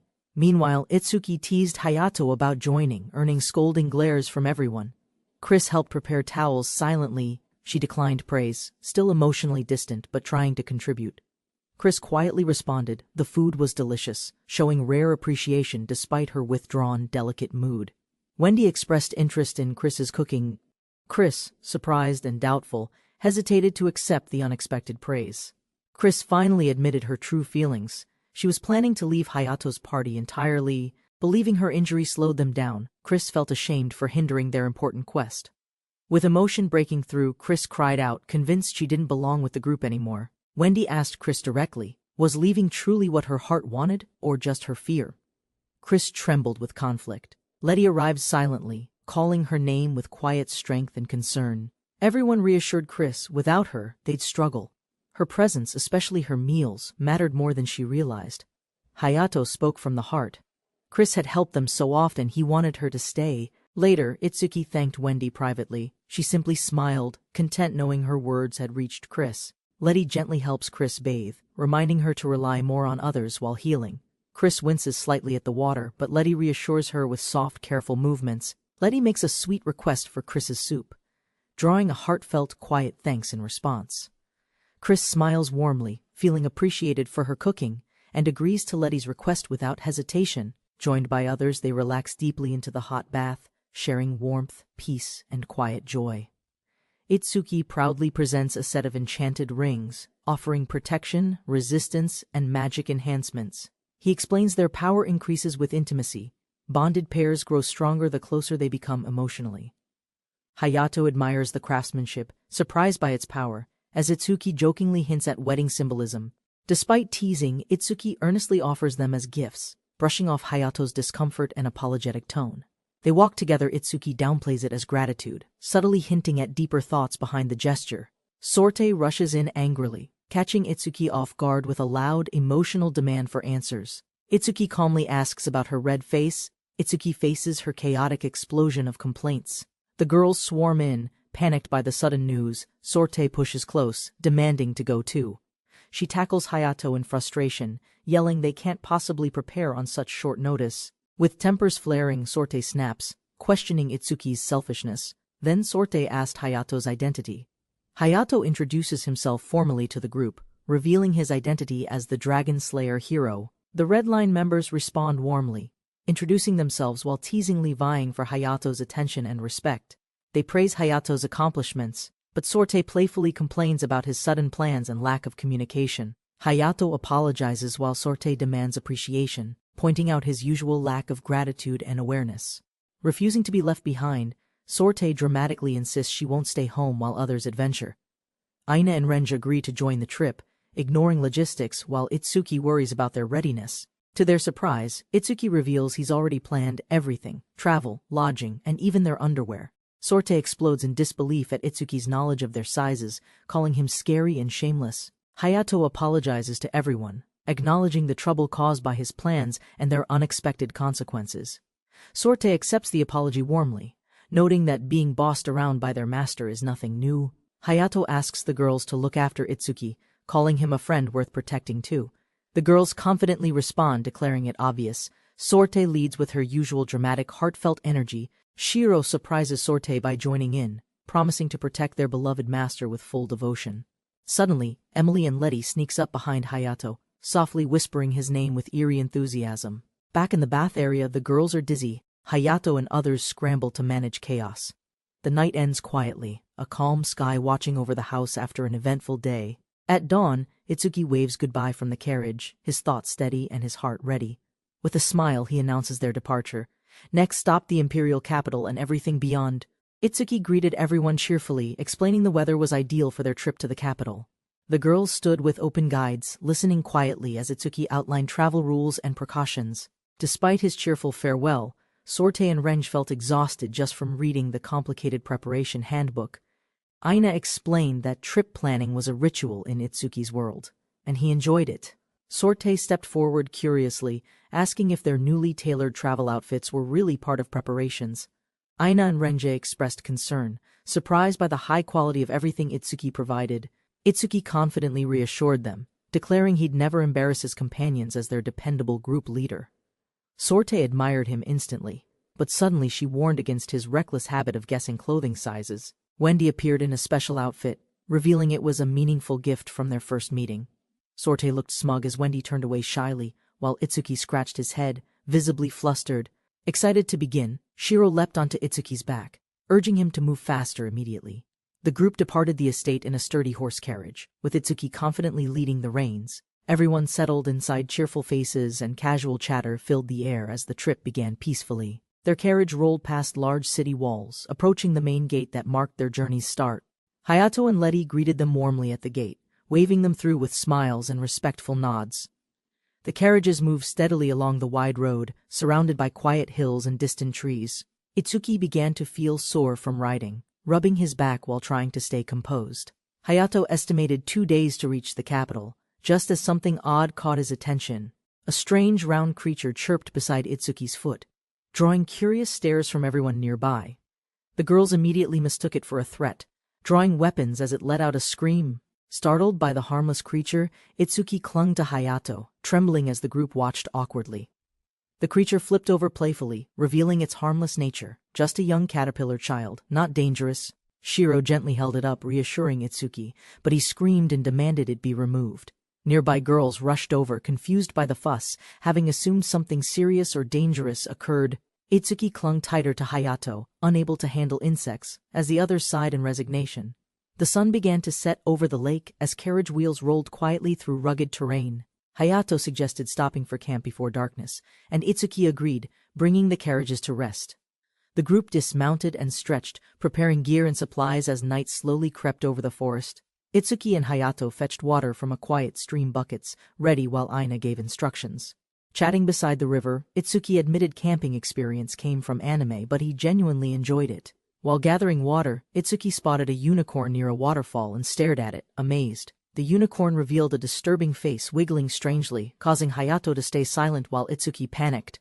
Hayato casually described a horrifying horsemoth species, making Itsuki beg him to stop immediately in fear. Realizing the unicorn stood upright and stared intensely, both decided to walk back carefully, buckets still full. Meanwhile, the girls triumphantly returned with meat for dinner, unaware of the weird unicorn encounter. Wendy's stew delighted everyone. Chris complimented her cooking, and she offered to share the recipe. The group gathered near the tents, eating, drinking, and laughing, while enjoying the peaceful evening air. Aina and Emily played music while others relaxed under the moon, sharing warm conversation. Later, Itsuki sat alone watching the stars. The others slept soundly nearby, resting after dinner. Wendy joined him quietly and offered her company, promising to stay by his side always. Sorte and Renge discussed how their indoor bath spoiled them from bathing outdoors anymore. They joined the others in the river, but a silent thought lingered in Sorte's eyes. Renge and Aina smiled warmly, while a tired Sorte seemed ready to fall asleep. More girls arrived, cheerful and radiant, casually joining the refreshing outdoor bath without hesitation. Sorte quietly observed everyone's comfort and beauty, overwhelmed by how splendid they all truly were. Letty hesitated at the forest's edge, uncomfortable joining the others in the outdoor bath. Sorte surprised her with a gentle pat, while the men, reassured from afar without watching morning, arrived calmly. Itsuki greeted everyone as they returned to camp, preparing breakfast beside Hayato. A feast was ready. The girls gathered, their sleepy eyes lighting up at the delicious spread. As everyone praised the cooking, Letty stayed quiet but began to feel a little more welcome. Wendy apologized for not helping, but Itsuki assured her cooking again felt truly enjoyable. Everyone agreed this morning's meal was special, far more filling than their usual quiet breakfast. As the meal wrapped up, Itsuki cheerfully reminded them there was still dessert remaining. He proudly revealed an ice cream scoop, drawing curious looks as he served a portion. With a grin, Itsuki confirmed it. The final treat was real, creamy ice cream. Hayato marveled at the ice cream's look and smell, overwhelmed by its nostalgic familiarity. He gently lifted the spoon, took a bite, and began to savor the chilled sweetness. His expression brightened with joy. It was unmistakably real vanilla ice cream, and it amazed him. Itsuki explained the dessert was preserved using spatial magic, which allowed perfect environmental control and storage. Hayato smiled softly, recalling his world's desserts. Ice cream brought memories no lump of sugar could. The group marveled at the vanilla flavor. Letty was stunned, overwhelmed by the unexpected delight. Even Emily, unfamiliar with vanilla, enjoyed the dessert's cooling and creamy texture deeply. Suddenly, Aina drew her blade and called Sorte and Renge protect the supply wagon. Growling enemies approached fast. Sorte prepared her stance beside the cart as chaos erupted. Aina leapt into action with a fierce swing, intercepting the beast lunging toward their flank. Aina's blade cut through the charging beasts with precision, holding her ground without hesitation. Multiple enemies rushed in, but Sorte blocked the path with firm footing and steeled resolve. With a fierce cry, she spun into motion, hurling her body straight into combat range. Sorte leapt high, striking down with her spear before the monsters could react or regroup. One enemy collapsed instantly. Sorte flipped midair, never breaking her form or the fight's rhythm. Renge dove forward with crushing force, her punch landing squarely into the monster's open jaw. With casual strength, Renge downed another beast, impressing Itsuki with a display both brutal and calm. Together, Aina, Sorte, and Renge formed a powerful frontline. Itsuki finally witnessed their full combat resolve. Even knowing monsters were common, seeing them up close still startled Itsuki beyond his expectations. A monster crept behind him. Turning in panic, Itsuki instinctively lashed out, fearing for his life. Itsuki's spell activated just in time, trapping the beast inside a shimmering invisible magical cage. The creature was brutally crushed midair. Itsuki stood stunned, unsettled by the result of his power. Shiro checked on him gently. Though shaken, he nodded, hiding his unease behind a tired reply. Laughing it off, Itsuki excused himself from future battles. Despite earlier claims about wanting to improve, the danger passed. Compliments were shared, and Redline's strength was once again proven undeniable. With battles behind them, the group packed up their camp and resumed their journey together peacefully. They arrived at their destination, Rashiayu, the royal capital, where new encounters surely awaited their slow life. The group's carriage entered the towering gates of Rashiu, the royal capital, after long travel. He observed the elegant women and refined streets, noting Rashiu's charm differed from Einshield's bustle. Embarrassed, Itsuki quickly corrected himself, sensing Wendy's glare after admiring the local lady's appearance. Still, surrounded by strong, beautiful allies like Wendy and Aina, he couldn't afford to be shaken. Resolving quietly, Itsuki stepped off the carriage, leaving thoughts behind as duties in the capital began. Hayato returned to the capital, welcomed by cheering citizens and loyal servants with admiration and joy. As excitement grew, he asked the guards to announce his return to the mansion officially. A nervous rookie guard stepped forward, requesting Hayato's blessing for his sword with deep, trembling respect. Though unsure of its effect, Hayato agreed to bless it, keeping his tone modest and kind. His popularity amazed the group. Proposals flooded him constantly for alliances, admiration, or even bearing his child. The group halted mid-step, eyes wide open, stunned by the sheer size before them. Before them stood a luxurious estate, towering with grandeur, 4 times larger than Itsuki's own mansion. Tension rose with awkward comparisons, prompting clumsy humor that only deepened the silence between the wolfmen. Hayato opened the mansion doors with a smile, warmly inviting everyone to settle in comfortably. A line of elegant maids greeted the party with perfect poise, honoring Hayato and his guests. A powerful voice echoed from the hall. Itsuki turned, startled by formal, synchronized greetings. A towering butler introduced himself as Fried, calm and composed, radiating strength behind perfect manners. Itsuki stiffened in surprise as he faced Fried's immense figure, unable to hide his reaction. Hayato explained Fried's origins, half human, half giant. Fried apologized, anticipating discomfort caused by his unusual heritage. Itsuki lit up with admiration, declaring Fried's size and role incredibly cool, impressing everyone nearby.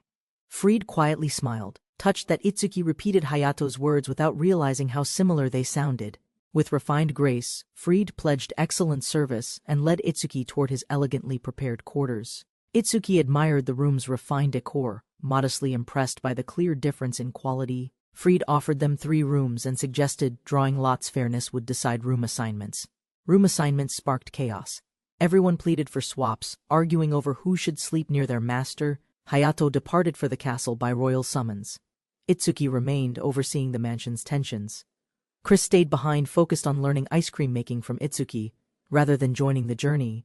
Fried praised Itsuki's alchemical lineage, impressed he studied under the legendary and eccentric Reinrich. Recognizing Reinrich's fame, Fried suggested visiting the capital's cathedral. Everyone agreed to join the outing. Itsuki watched from the window as Fried drove the carriage through the quiet stone streets. The vibrant city atmosphere stirred nostalgia in Itsuki, who once only traveled for business. After a smooth ride, Fried announced their arrival. Itsuki thanked him with quiet appreciation. Everyone looked up in awe. The cathedral's grand structure towered beneath a bright sky. Itsuki admitted seeing it online, but real-world beauty surpassed anything he imagined from Earth. Fried stayed with the carriage while the group thanked him and entered the majestic cathedral. A cheerful nun greeted them warmly and requested a donation of 1,000 Nol per person. After collecting coins, the nun smiled playfully and offered to guide them through the cathedral. The group followed her through the echoing halls, intrigued by her charm and strange energy. She led them to a chapel room, announcing it with a gentle yet proud gesture. Inside stood a radiant stained glass window, the cathedral's most revered and iconic display of artistry.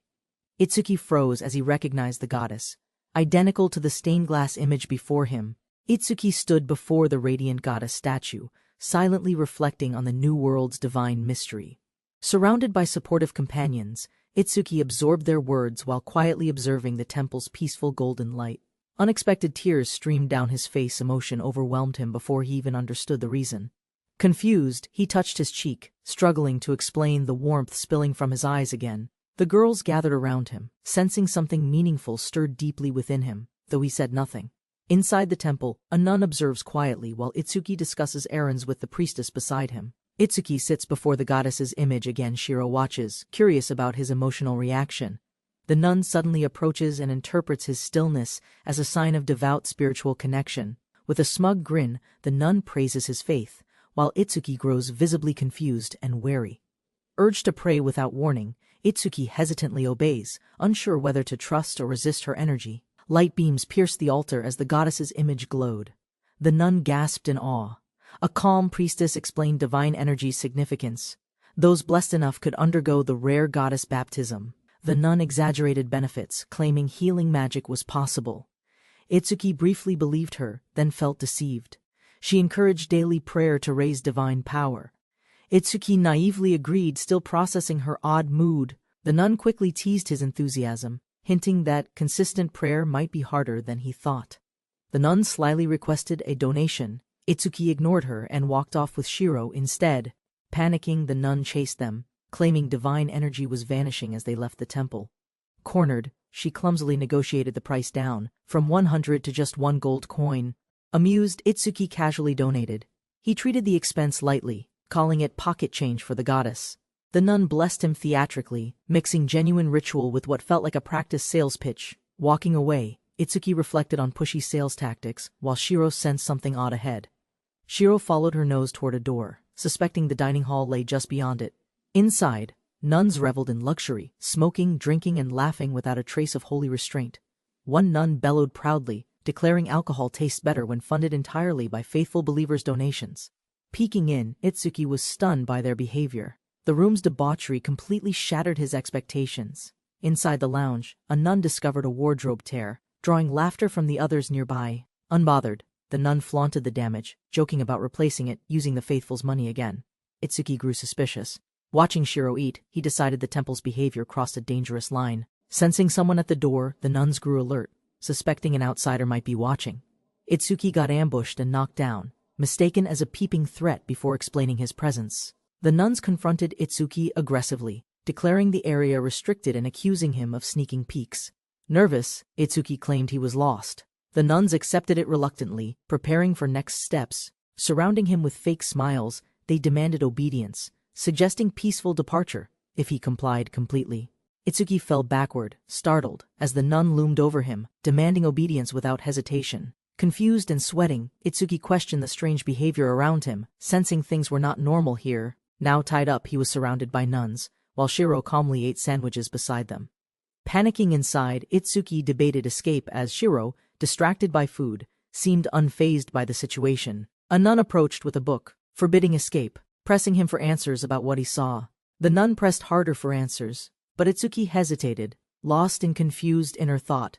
His memory returned. The sisters shamelessly drank alcohol and smoked cigars, laughing without restraint or shame. Itsuki stammered, trying to explain, but the nun swung the book, silencing him with intimidation. She stepped back calmly, claiming he misunderstood, her tone shifting strangely from aggressive to apologetic. Itsuki questioned their behavior aloud, shocked as others defended Captain Teresa with drunken loyalty and pride. Laughter surrounded Itsuki as he insisted it was all just a huge misunderstanding again.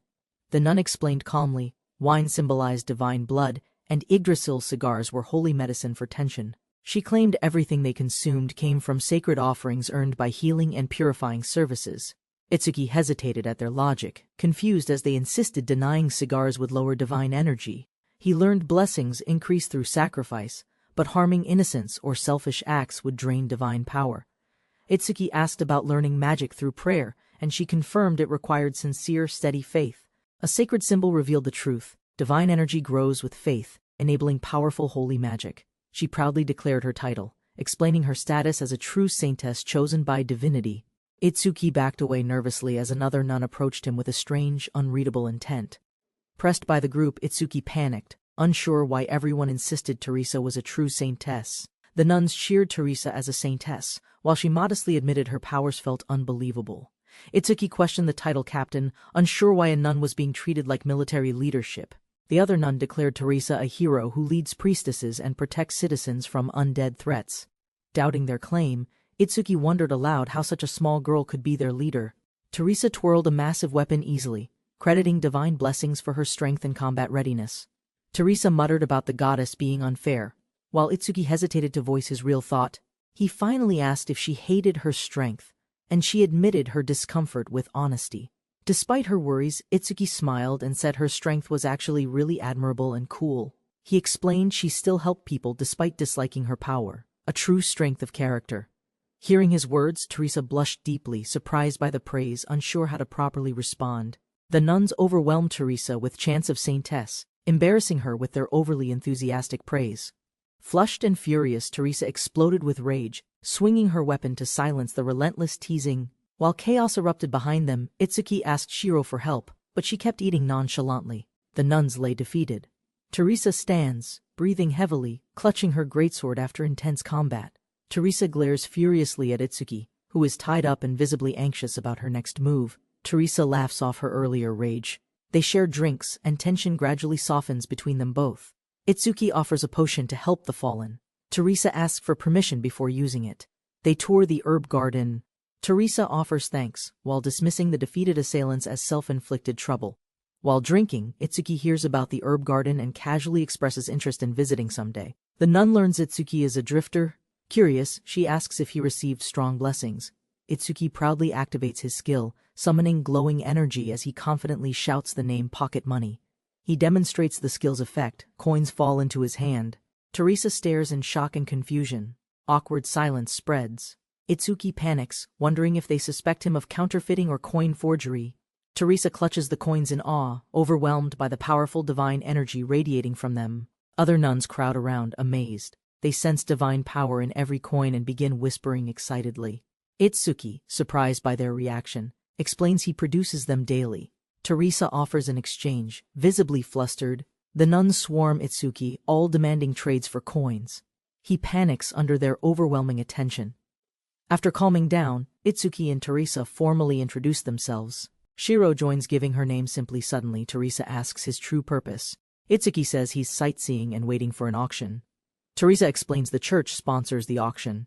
Itsuki didn't realize the venue was also the church. Suspicious, Itsuki asks if it's illegal. Teresa clarifies it's for nobles, handled impartially by clergy. Itsuki reflects silently. He imagines corruption if nobles ran everything without neutrality behind closed doors. As he leaves, church members wave politely. Itsuki smiles, surprised by their warm, formal send-off.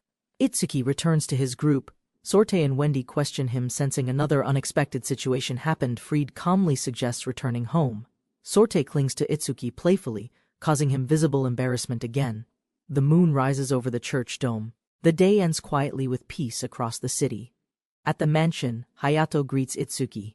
They discuss the trip, both reflecting with subtle amusement. The group gathers in high spirits. Hayato and Itsuki jokes about princesses while Fried calls everyone to dinner. Shiro and Ranged watch food being served. The aroma overwhelms them with childlike joy. Everyone enjoys a lively dinner together. Itsuki and the others share laughs over food and wine. After dinner, the group relaxes in a luxurious lounge. Itsuki chats warmly with Fried. Later, the women gather on a balcony. They share stories under the moonlit evening sky. Sorte soaks in the bath, completely dazed. A lion fountain pours water beside her dramatically. Renge, Sorte, and the others soak together, grateful for hot water after harsh travels. Wendy admired the bath's grandeur, impressed it was crafted by royal court artisans' hands. Aina grew quiet, sensing something emotional, but quickly brushed it off with a nervous smile. As night fell, Itsuki wished Hayato good rest, ending the day with calm farewells. Fried praised Itsuki's tales. The young guest's journey brought rare amusement to the veteran guard. While walking with Fried, Itsuki invited him to share old stories sometime over drinks casually. While Aina observed, Fried bid good night. Itsuki thanked him, then collapsed into bed with a satisfied sigh. Lying in bed, he felt warmth and comfort. True rest had finally returned to him. Behind the door, Aina hesitated. Her heart pounded. Something unresolved kept her silently rooted there. Itsuki snored peacefully in bed, unaware Aina had quietly entered, nervously watching him sleep so soundly. Curious and blushing, Aina slowly leaned over him, trying to confirm if he was truly unconscious. Itsuki stirred from his sleep, confused by a strange presence looming closely over his half-awake face. Fried and a maid entered the room, surprised by his late awakening and slightly messy appearance. While sipping tea, Itsuki blamed exhaustion from travel, unaware Aina had already fled the room, embarrassed. Fried relayed Aina's message, requesting permission to personally look after Itsuki during his stay. Moments later, Aina entered cheerfully, teasing Itsuki for oversleeping until noon while smiling confidently beside him.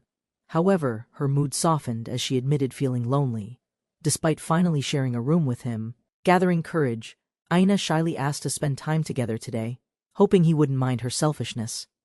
Smiling warmly, Itsuki scratched his head, silently accepting her request with quiet amusement and gentle understanding.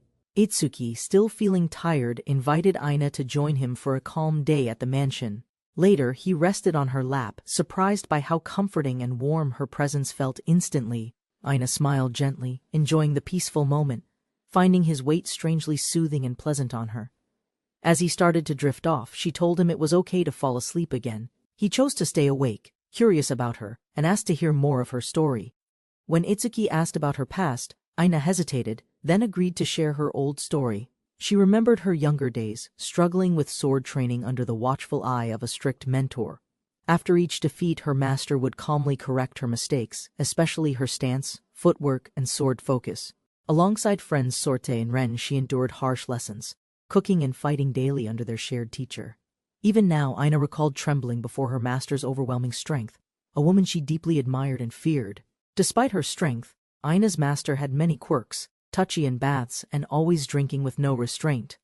Aina admitted her master never held back, often causing tears through battle wounds or difficult monster training. Still, during sleepless nights, the master offered comfort, letting them rest on her lap, singing until sleep. Itsuki, lying peacefully on Aina's lap, realized why that simple act carried deep warmth and safety. As Aina softly sang beside him, he closed his eyes, smiling, finally understanding her cherished memory. While Aina softly sang, two maids approached the door, curious about the unexpected melody coming through. Hearing the voice, the maids exchanged surprised glances, unsure if they should continue or quietly retreat. Meanwhile, Itsuki shifted in his sleep, unconsciously nestling deeper into Aina's lap, causing sudden tension between them. Startled and flustered, Aina asked if he was awake, unsure how to respond to his position. Blushing hard, she urged him to stop, but his dazed state caused him to cling tighter. Outside the door, the maids listened nervously, hearts pounding as they overheard Aina calling Itsuki's name. Just as they whispered in panic, Sorte and the others appeared behind them, curious and confused. Embarrassed and overwhelmed, the maids quickly made their excuses and fled, leaving the others more suspicious than ever. Now even more puzzled, Sorte hesitantly reached for the door, unsure what kind of situation awaited inside. They entered to find Itsuki buried against Aina, who struggled to explain the awkward, compromising position. Wendy stood silently, her face puffed with frustration, clearly displeased by the odd scene before her. Itsuki wakes up yawning, realizing he overslept. Wendy puffing her cheeks in silent protest while Aina felt embarrassed. He's confronted by Renjin and Sorte. They question his strange sleeping habits, concern growing on their faces. Dressed for auction day, Itsuki hears Wendy will accompany him alone. She quietly questions if that's disappointing. Wendy nervously fixes his collar, asking for his attention. Itsuki stammers, surprised by her sudden closeness. Emotions overflow. Wendy confesses her loneliness and hugs him tightly. Itsuki gently apologizes, finally understanding her feelings. Shiro suddenly hugs Itsuki from behind, complaining about his pace. Wendy freezes, startled by the surprise contact. Shiro drags him forward with force. Wendy clenches her fists, annoyed, while Itsuki panics under pressure. Meanwhile, Hayato prepares to leave alone. Itsuki asked why. Hayato replies everyone else is too busy. Letty, short of breath, arrives just in time. Determined not to be left behind, she declares boldly. Despite panting, Letty forces a confident face. The others ask with concern, but she insists she's fine. Hayato listens to the house-sitter's report. With a calm smile, he turns and announces their departure. Under the night sky, several carriages wait outside the grand building. The noble party prepares to move. At the entrance, Hayato notes the crowd. Only two may pass together, so progress will be slow. Someone greets Hayato warmly. The group gathers beside the carriages, ready to enter the auction together. A nun named Teresa welcomes them. She announces 2 miracle drugs will be shown, piquing everyone's curiosity. Inside the hall, Letty quietly observes Hayato's composed reaction. He acknowledges the briefing with controlled calmness. Teresa explains the venue is through the door. Guests must follow protocol for backroom-style bidding. Bidders receive numbered plates. Itsuki's group wears identity masking glasses to ensure anonymity and protect buyer information during auction. Guests take their seats inside the ornate theater. A loud voice welcomes everyone, announcing the auction's commencement. The host nun dramatically raises her hand. With energy and pride, she officially opens the mysterious auction. The guests quietly watch from the back. Some admire the sister's energy. Itsuki stays focused, analyzing everything. The first lot is introduced, a 20-year-old male criminal slave. The bidding begins at 500,000 nar. Wendy gently holds Itsuki's hand. He reflects on having bought her and others, guilt weighing on him. The auction heats up. A bidder wins the first slave for over 1,000,000 nar. Tension rises. A mermaid slave appears next, beautiful yet silent. She requires a large tank, drawing gasps from the crowd. Itsuki trembles with excitement. The mermaid's appearance feels surreal. He loudly declares it's real to the group. Despite temptation, Itsuki hesitates. Wendy reminds him their group is big already. Shiro simply shouts, "Fish!" Bidding intensifies. Itsuki climbs to 6.5 million. Wendy remains calm but clearly unimpressed by his escalating enthusiasm. The mermaid is sold to Itsuki. He apologizes nervously. Wendy lightly scolds him with small, frustrated punches. A new item is introduced, a mysterious set of 3 necklaces. The host nun reveals the next auction. Hayato recognizes the necklaces. They were specially crafted by a high-level alchemist. Items of rare magical value. Itsuki admits he made them. The nun says they were requested specially before the auction started. The nun explains the accessories boost attack, defense, and voice volume. She demonstrates their effect on stage. Itsuki warns them too late. The nun shouts. Her voice booms uncontrollably across the shocked audience. Everyone recovers. Itsuki proudly introduces his invention, the mic pendant. It also amplifies trumpets when attached correctly. The auctioneer announces a starting bid of 10 million. Hands raise instantly, prices soaring above 30 million. Itsuki watches in disbelief as bidding escalates. Hayato notes mics don't exist here, making it revolutionary. The crowd roars as the accessories are sold for 50 million. Itsuki receives quiet praise from friends. Itsuki smiles proudly. His crafted items are valued highly. Wendy softly congratulates him, sensing his joy and relief. The next lot is revealed, a chained half-elf girl. Itsuki's expression freezes as emotions stir within him. The auction continued quietly, but Itsuki noticed the elf girl. Her presence caused the crowd's strange silence. Whispers spread quickly. People avoided her gaze. She was half-elf, unwanted by both humans and elves. Hayato, seated nearby, apologized coldly. He understood the disgust. Half-breeds, unlike humans, faced brutal social rejection. No one placed a bid. Her calm face hid pain. She expected nothing. Their eyes met. Itsuki hesitated. Wendy urged him. He wasn't moved by beauty, but by the injustice surrounding her. Itsuki hesitated again. He feared involving her would only bring danger to his current companions' lives. Renge and Sorte defended him loudly. They claimed he'd accept anyone, so long as they were cute. The host announced a miracle drug, today's star item. Itsuki and Hayato focused instantly on the stage. Both men stiffened. The miracle drug they'd awaited for weeks was finally being auctioned at last. Hayato whispered the market price. Itsuki revealed his full budget, double the price. He was determined. The first miracle drug was sold for 550 million. Itsuki and Hayato were completely shocked. With no challengers, the first vial was sold. The second would start again at 100 million. Itsuki encouraged Hayato. Despite pressure, he offered help and confidence. Their strategy for the next round began. Hayato accepted while Letty remained quiet. Bidding erupted quickly. 150, 200. Then Hayato boldly jumped to 600 million. Hayato stayed composed. Itsuki panicked. They hoped their bold bid would end it. Eyes fixed forward. The auction ended. Itsuki received the goods and payout calmly, hiding his thoughts behind polite smiles. Hayato stood in silence. Letty approached, but he kept walking. While Teresa met Itsuki. Itsuki spoke with regret. Hayato had failed. Both miracle drugs went to a wealthier, unknown bidder.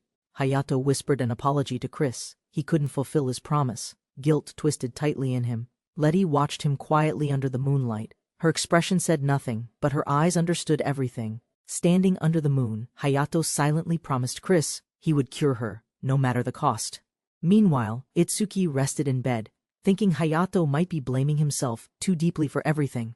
Itsuki understood Hayato's pain. He admired the resolve but worried he carried too much alone. Determined, Itsuki got up. He couldn't wait. If he had a chance, he'd try now. He tested refining the drug, but as expected, it failed. His experience wasn't enough yet. Itsuki panicked. The Yggdrasil drug was gone. Without it, refining the miracle drug was impossible. He quickly decided. Tomorrow he would head to town and check every alchemy store he knew. The next morning, Itsuki walked through narrow town alleys, passing merchants and carts in search. Every shop gave the same answer. The drug was out of stock. Itsuki's frustration grew. Outside the cathedral, he met Teresa. Her sudden greeting made him pause mid-thought. The nun teased playfully, whispering ridiculous fantasies. Teresa blushed, confused by the unexpected lewd remarks. Unable to tolerate further embarrassment, Teresa hurled her captain in rage. Chaos exploded in the courtyard. Itsuki, ignoring the commotion, politely asked to borrow Yggdrasil flower. Everyone was confused by his timing. The captain explained the herb's high value. Even a small amount could change a novice's future. Sadly, she informed him there was no stock left. The last flower had already been used. Itsuki politely declined the offered substitute. He still believed he could find the real Yggdrasil flower himself. He waved goodbye with Shiro. The nuns stood silently, watching them leave with mixed expressions and thoughts. Suddenly, Teresa called out. She remembered a place where Yggdrasil grew, contradicting her earlier statement. Itsuki was surprised. The nuns hesitated, then admitted there really was such a location after all. Approval was granted. But as usual, the captain teased with a joke, promptly punished before finishing her sentence. Teresa invited him kindly. Their next stop, Herbal Garden. Itsuki smiled, ready to follow them there. Teresa led Itsuki to the sacred garden, where rare herbs for alchemical miracles were cultivated secretly. Chris's fading sight could only be healed with Yggdrasil, a mythical flower hidden deep inside danger. Though nervous and unsure, Itsuki accepted the burden of collecting Yggdrasil himself, despite having no combat skill. Suddenly ambushed by a golem guardian, Teresa struck fiercely to protect the mission before Itsuki could react. As zombies swarmed, Teresa shielded Itsuki again, shouting orders while he froze under pressure and overwhelming fear. As more zombies closed in, another nun joined Teresa, swinging her cross sword fiercely without hesitation or fear. Itsuki hesitated, staring at chaos. He recalled their goal, just a medicinal herb garden, not warfare. Instead of herbs, they found severed heads and undead. Itsuki questioned everything, nearly vomiting from disgust. Teresa held firm, readying her blade. She signaled Itsuki and promised to carve them a path. With steel and fury, Teresa struck through the horde, demanding Itsuki dash forward at her command.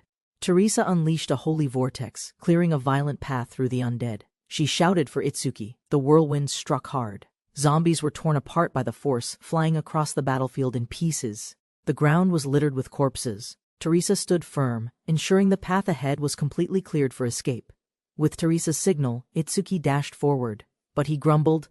This wasn't how herb gathering was supposed to go. Teresa explained calmly night priests were born for this. Their divine strength perfectly countered creatures like the undead. While running, Itsuki learned the church controlled rare herbs. Teresa insisted only clergy could access deeper sanctuaries. With more undead appearing, Teresa entrusted Itsuki to Shiro and charged forward, sword ready for confrontation again. Vice Captain acknowledged the call, taking position quickly. Teresa stood ready to intercept the next wave. Vice Captain moved with precision, blades drawn. She landed ahead of the horde, defending Itsuki's escape without hesitation. With twin swords spinning wildly, Vice Captain unleashed a devastating aerial assault, cutting into the zombies with frenzied might. Vice Captain's whirlwind tore through the undead, bodies shredding mid-air. Nothing remained but scattered limbs and torn flesh. As she slid past another beast, she stumbled into two giants. Unfazed, she muttered a calm oops. Teresa narrowed her eyes, calm and focused. Her grip tightened, ready to strike without hesitation or mercy.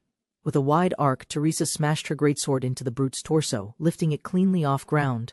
After the carnage, Teresa sighed. The spawn rate had risen. Even Itsuki saw they weren't ordinary nuns. Shiro asked for her knife. Sensing danger, she turned back calmly while Itsuki stood behind, puzzled. As the ground glowed with strange magic, a summoning circle activated. Something massive was coming through it. A skeletal guardian emerged, cloaked in darkness. Shiro recognized it immediately, an ancient gatekeeper meant to block intruders. The Reaper loomed high above them, its scythe massive. Teresa and Itsuki stood frozen under the moonlight. Itsuki trembled. Shiro blinked slowly. Both agreed this wasn't a mob, it was definitely a boss-level monster. The skeletal boss drew its massive scythe, dark aura rising. The air grew colder with tension. Teresa barked orders. Shiro stepped forward calmly. Itsuki panicked. Clearly not everyone was ready for this fight. Without fear, Shiro declared she'd kill the Reaper. She walked straight toward it as everyone watched speechless. The sky split open as a skeletal giant appeared, forcing Itsuki and Shiro to retreat instantly. Despite Itsuki's protests, Shiro stepped forward, calmly drawing her blade, ready to confront the threat alone. Meanwhile, at Hayato's mansion, Sorte dressed up as maid as the other maids admired her. Landing before the undead, Shiro leapt upward, her weapon glowing faintly, prepared to strike with precision. Her attack failed, only divine energy could harm it. Shiro realized brute strength wouldn't end this battle. The undead swung its scythe with terrifying force, creating a massive shockwave that shattered the ground instantly. Teresa sensed divine energy tremble. Shiro warned Itsuki, anyone weak would freeze under the monster's fear-inducing roar. The undead's weapon gleamed under moonlight. It raised the scythe again, determined to eliminate all resistance. Shiro struck the ground, shielding Itsuki.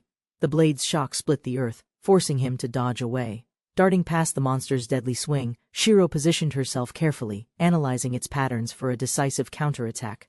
The undead shrieked and raised its scythe again. Shiro narrowed her eyes, sensing its next violent surge. The ground erupted violently beneath them, sending shards and dust flying. The monster's attack shattered everything nearby. Itsuki called out in fear, while Teresa steadied her grip. Shiro vanished amidst the explosive shockwave. With moonlight shining above, Shiro soared high. Her blade gleamed, and she whispered her confident goodbye. Her strike landed clean on its skull, cracking bone and bursting light. The undead let out silence. Shiro gave a firm thumbs up. Despite the fierce clash, she returned completely unharmed and confident. Teresa praised Shiro's endurance. Itsuki still couldn't believe she survived that roar without breaking a sweat. Even divine users collapse if they're careless. Teresa's demonstration left Vice Captain groaning helplessly on the rocky ground. Teresa confirmed more undead would appear. Their next destination, an herb garden, was likely crawling with lingering death. Itsuki's hope faded fast as corpses clawed up. The team pressed forward, clearing enemies one by one. Itsuki recalled the divine coin he crafted. If imbued with holy energy, maybe it could work. Confident, he summoned his Onder vacuum ball technique, channeling energy into the golden coin like a weapon. The ball hit a zombie's head directly. Itsuki flinched at impact, then heard a sharp cracking sound. With explosive force, the coin detonated on contact, obliterating the zombie's skull and stunning the nearby undead. Vice Captain, furious, banned the move for good. Itsuki saluted nervously, having accidentally weaponized divine currency again. Morning arrived. Itsuki collapsed in exhaustion, but Teresa dismissed his whining. They had finally reached their destination. Standing on the cliff's edge, Itsuki looked out. The journey was harsh, but the view rewarding. Below them spread a vast field of herbs, a place of beauty, and their next objective. Grateful for Teresa's help, Itsuki thanked her. She smiled, reminding him kindly about religious donations. With endless herbs before him, Itsuki grinned. So many ingredients he could now craft anything imaginable. Itsuki discovered moonlight grass, rare and dungeon-grown. Sadly, despite its rarity, it held no special value. He decided to keep one anyway, just in case. It glowed faintly, more beautiful than useful. To thank Teresa, he gifted her a flower crown. She blushed and accepted with surprise. Teresa's face flushed red as she buried herself in embarrassment. Teased by Vice Captain, she panicked. Itsuki returned to the mansion with sleeping Shiro. Freed welcomed them warmly, offering food and accommodations immediately. Tired from the journey, Itsuki declined food. Sorte's loud outburst in front of giggling maids startled everyone present. While Itsuki stood confused, Freed updated him about Hayato. Sorte yelled in frustration, embarrassed by her earlier behavior. Itsuki asked for a room so Shiro could rest. He decided to take a bath next. Meanwhile, Mi calmed down. She found comfort in dessert, savoring a rich cake served in peaceful silence. They praised the cake with delight. Chris confirmed it was hers, proudly noting Wendy had taught her. Chris stared into her teacup. Quietly, she confessed her doubts about staying in Hayato's party. She felt useless, her thoughts spiraled. Tears welled up, believing her absence would benefit the group most. Memories of Hayato stirred her emotions. Even with sadness, Chris couldn't ignore how deeply she respected him. Smiling softly, she offered Hayato cake. Her voice trembled, but her heart hoped he still needed her. Hayato noticed Chris's unease. Her hands trembled. With regret in his voice, he quietly apologized for everything. Chris blamed herself for every mistake. Her confidence wavered. She feared becoming a burden to Hayato. Despite her fears, everyone embraced her warmly. She wept, realizing they had truly accepted her existence. Hayato reassured her with sincerity. His words reminded her why she wanted to cook with love. With renewed heart, Chris smiled. Confident again, she offered cake made with hope, and Letty guaranteed its taste. Hayato smiled gently, quietly watching over the others. Their comfort and laughter meant everything to him now. Letty's demeanor softened. Emily noticed. She shrugged it off, sipping tea, secretly glad things felt lighter again. In the bath, Wendy appeared beside Itsuki. She questioned his fatigue and where he had slept. Itsuki fumbled for words, dodging the truth. Wendy pressed her foot close, watching him squirm nervously. Awkward silence followed. Itsuki apologized sincerely. Wendy said nothing, but her calm gaze hinted she understood. While bathing, Wendy noticed bruises along Itsuki's shoulder. Her calm turned serious as she scolded his recklessness. Although she respected his independence, Wendy admitted her frustration. She couldn't bear the stress of not knowing. Overwhelmed by emotion, Wendy embraced him in the water. Her affection had quietly turned into something deeper. Ina, unaware, entered hoping to assist. But what she witnessed left her frozen in embarrassment. Outside, maids whispered excitedly. News of the bath encounter spread fast, amusing some and irritating others.